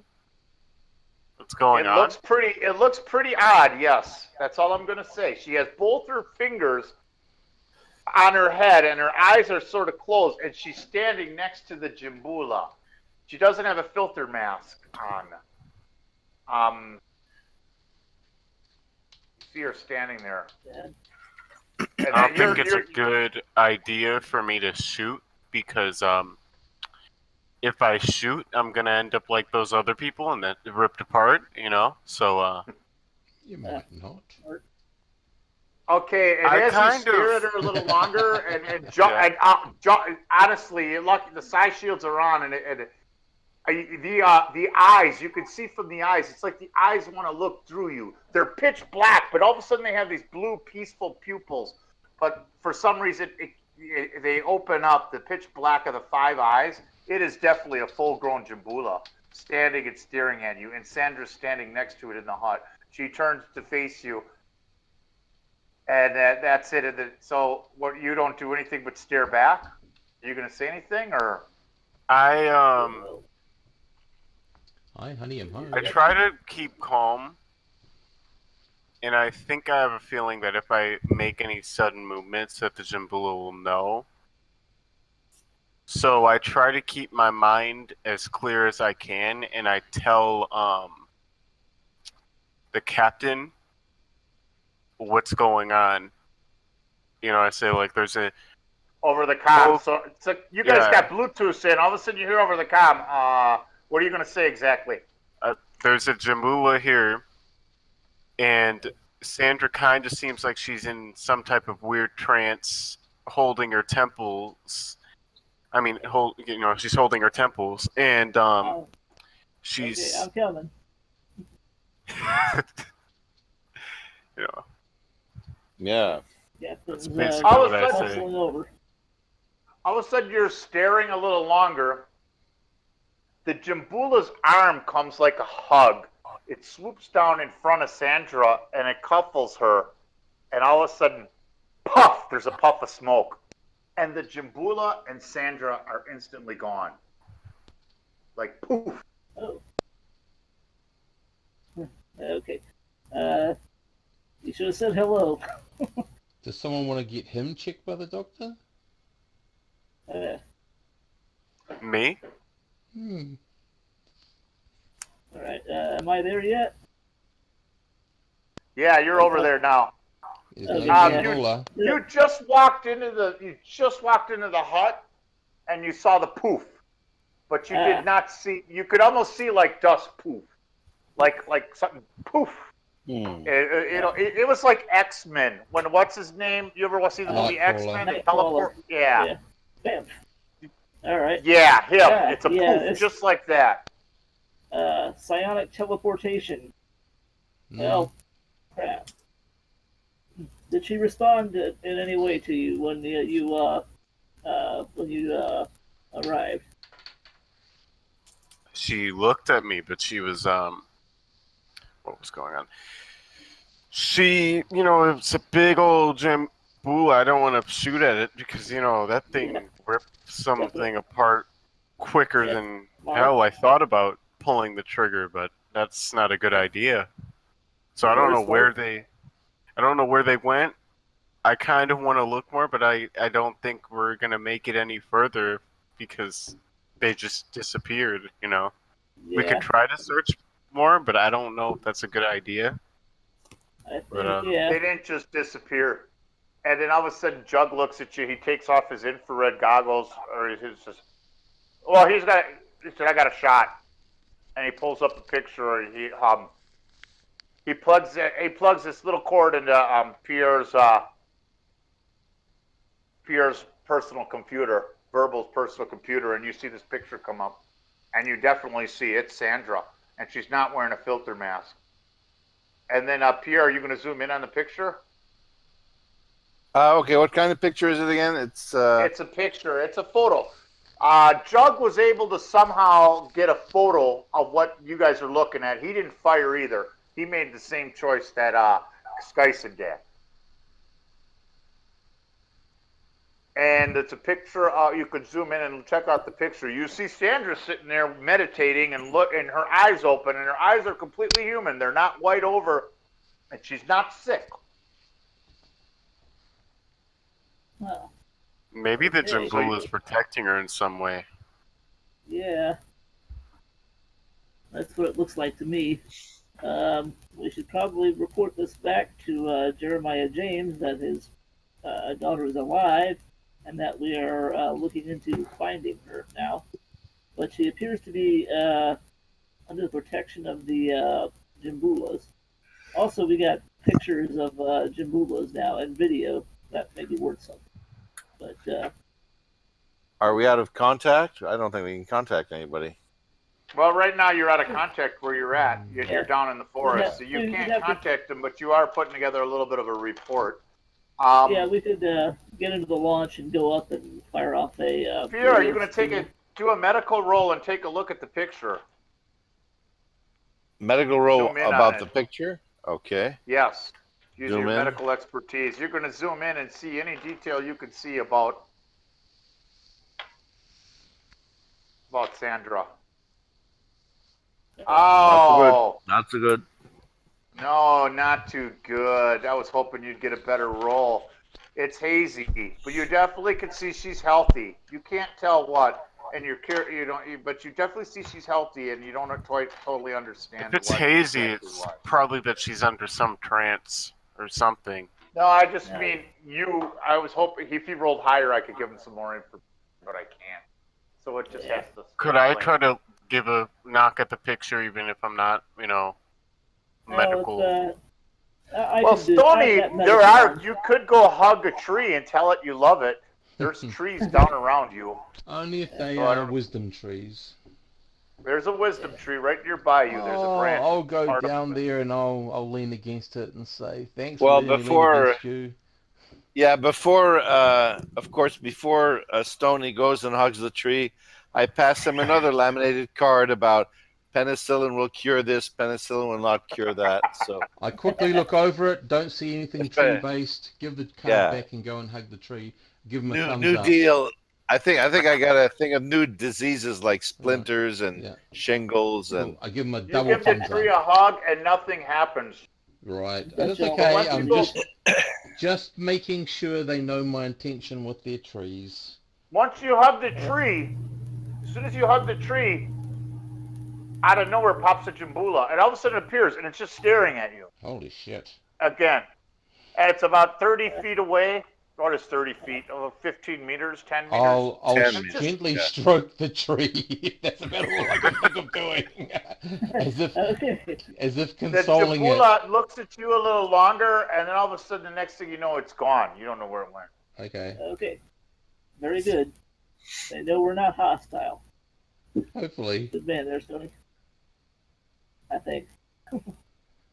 And I turn to the doctor and say, and if I saw anyone doing that, previous to seeing one of those things, I'd ask them for a medical check.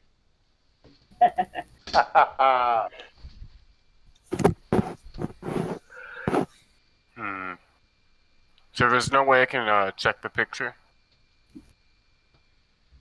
Do you have medical?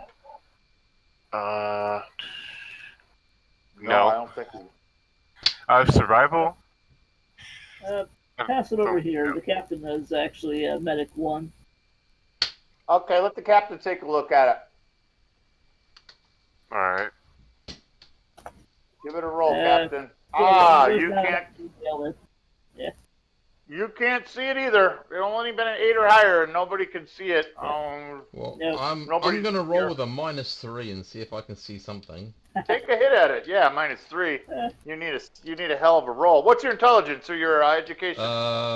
Sorry, very low at the moment because I can't even get to roll 2d6. -3. My character's intelligence is a 6, education is a 9, so no bonus. Now help. Okay, here we go. Go on, put it in the right place. Might do. Yet. Okay. yeah. I look at it and say, it's a Stoney's- picture of something and the girl. yeah. Okay. Stoney's going to take a stab at it. He's got a high enough intelligence, but he gets a -2, and he can't get it. I don't know who this Cowboy, other did you Stoney take is. a roll at it? Here. I'll just. Oh! What's your intelligence? If your intelligence or your education is above 9, this will count. If Let's not, you see. didn't make it. How do we go? Strength, endurance. Strength, I'm going to give you your intelligence, education bonus. education. Ben can see it. Ben zooms in on the picture. He says, verbal right here. Look at her voice box. She has implants. She has respirator implanted in her neck. She has an implant. Oh. So She's Yeah. pollen immune. So then I turn She's to Verbal and say to him, I'm never going to trust you with a medical check again. If you can't Oh, see something no. that obvious. Oh, it's hard to see in that picture there. Yeah, It I was wasn't getting. very obvious, fuzzy. but for some reason Skyson was able to see it. Right. So silvery voice box gills in her throat, Or something. implants. Implants. She's That's just immune. weird, To yeah. she has mutated herself with some kind of implants to be immune done to the something. pollen. All right. I think we need to go back and look into that tent and see what we can see in there. Dead And, bodies, I think, sir. well, yeah. Other than that, there may be logs or something that lets us know what she was doing out here and what happened. Maybe I don't know. Maybe a tell-all diary. Who knows? Who knows? But given the way she was so friendly with the creature, I wouldn't be surprised if it was a boyfriend-girlfriend romance gone wrong. Could be, but we'll investigate the tent, and I guess our next step would be to send a message back, and then we try to make contact with Jimbula's and see if we can get her to come home and tell her You know, dad it's every okay. girl's motivated by a big Jimbula. I know. Now And the that's a bigger live the action. Jimbula, the bigger the attraction. The harder they fall. Yeah. Yeah. Oh, and we should also investigate. We should also look into investing into publishing because there might be a big boom in Jimbula romance novels in the future There we here on go. this planet. Yep. Well, we Full can of make So some at this point in the game, here we are.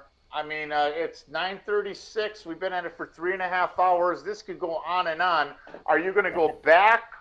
Should we call it and quit for now and continue this to the 4th night? Yeah. Right where we're left? Yeah. Are you going to continue to look for her, or what's the plan? I think we need to. Yeah, You go, Captain. yeah. I don't know. I think the only thing I can think to do right now is check out the tent and then just I don't know, hang out and see if we can run into them. So yeah, this is probably a pretty good spot to call it for tonight. Okay. Yeah, I think we should check the tent and things out some more. All right, we're going to do another 5-10 minutes. You check out the tent, Yeah. and I you do suggest- realize that the I suggest that we also people check were out the shack infected or thing. they're dead now. Huh? Go ahead, Steve. I was just saying, I think we should also check out the shack thing just to make sure, because that's the tent unusual. and the Oh, hut. yeah. Yeah, Yeah. yeah. The hut That looks makes like it sense. was a ritual place or some kind of type of thing. And there is some files and another personal computer that belongs to Sandra.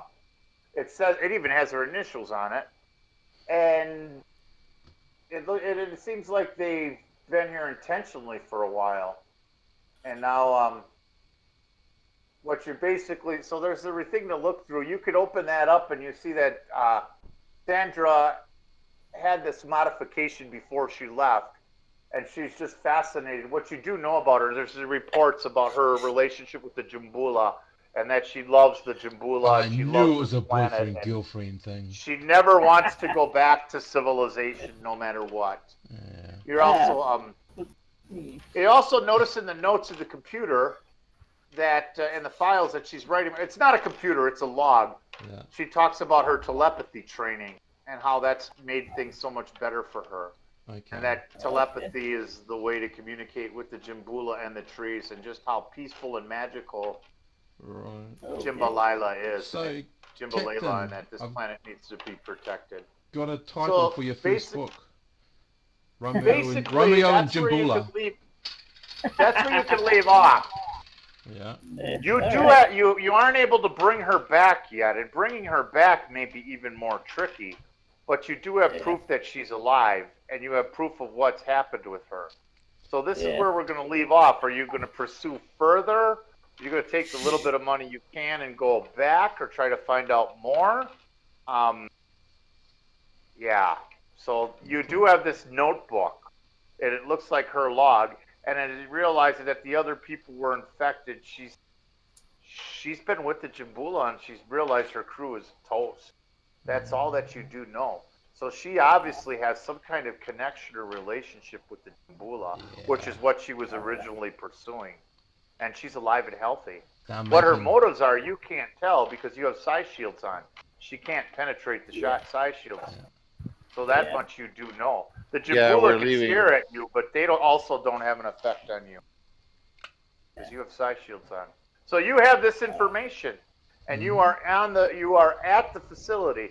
You can it wouldn't take you long to rise above the trees, and you kind of have this place mapped, and you can go back to your launch and camp out for the night, and then come back and explore some more. And we could say you did that. Now that you've actually been to the location. Could we do that and like in the launch have it hovering at around about 100 meters above the floor? Just to you be could safe. do that, yeah. Just to be safe. Yeah, you could do that for the night. You could make it. Yeah. I mean, you got a week's worth of fuel. It could hover up over just for the night, not be an issue. Awesome. I'd like so to we're do going to that. say that you head back, and you're not sure what you're going to do. And you could send a message once you get back to the launch and raise it up. You could try to, but then it might be better not to. We could save that for the next week. Mm-hmm.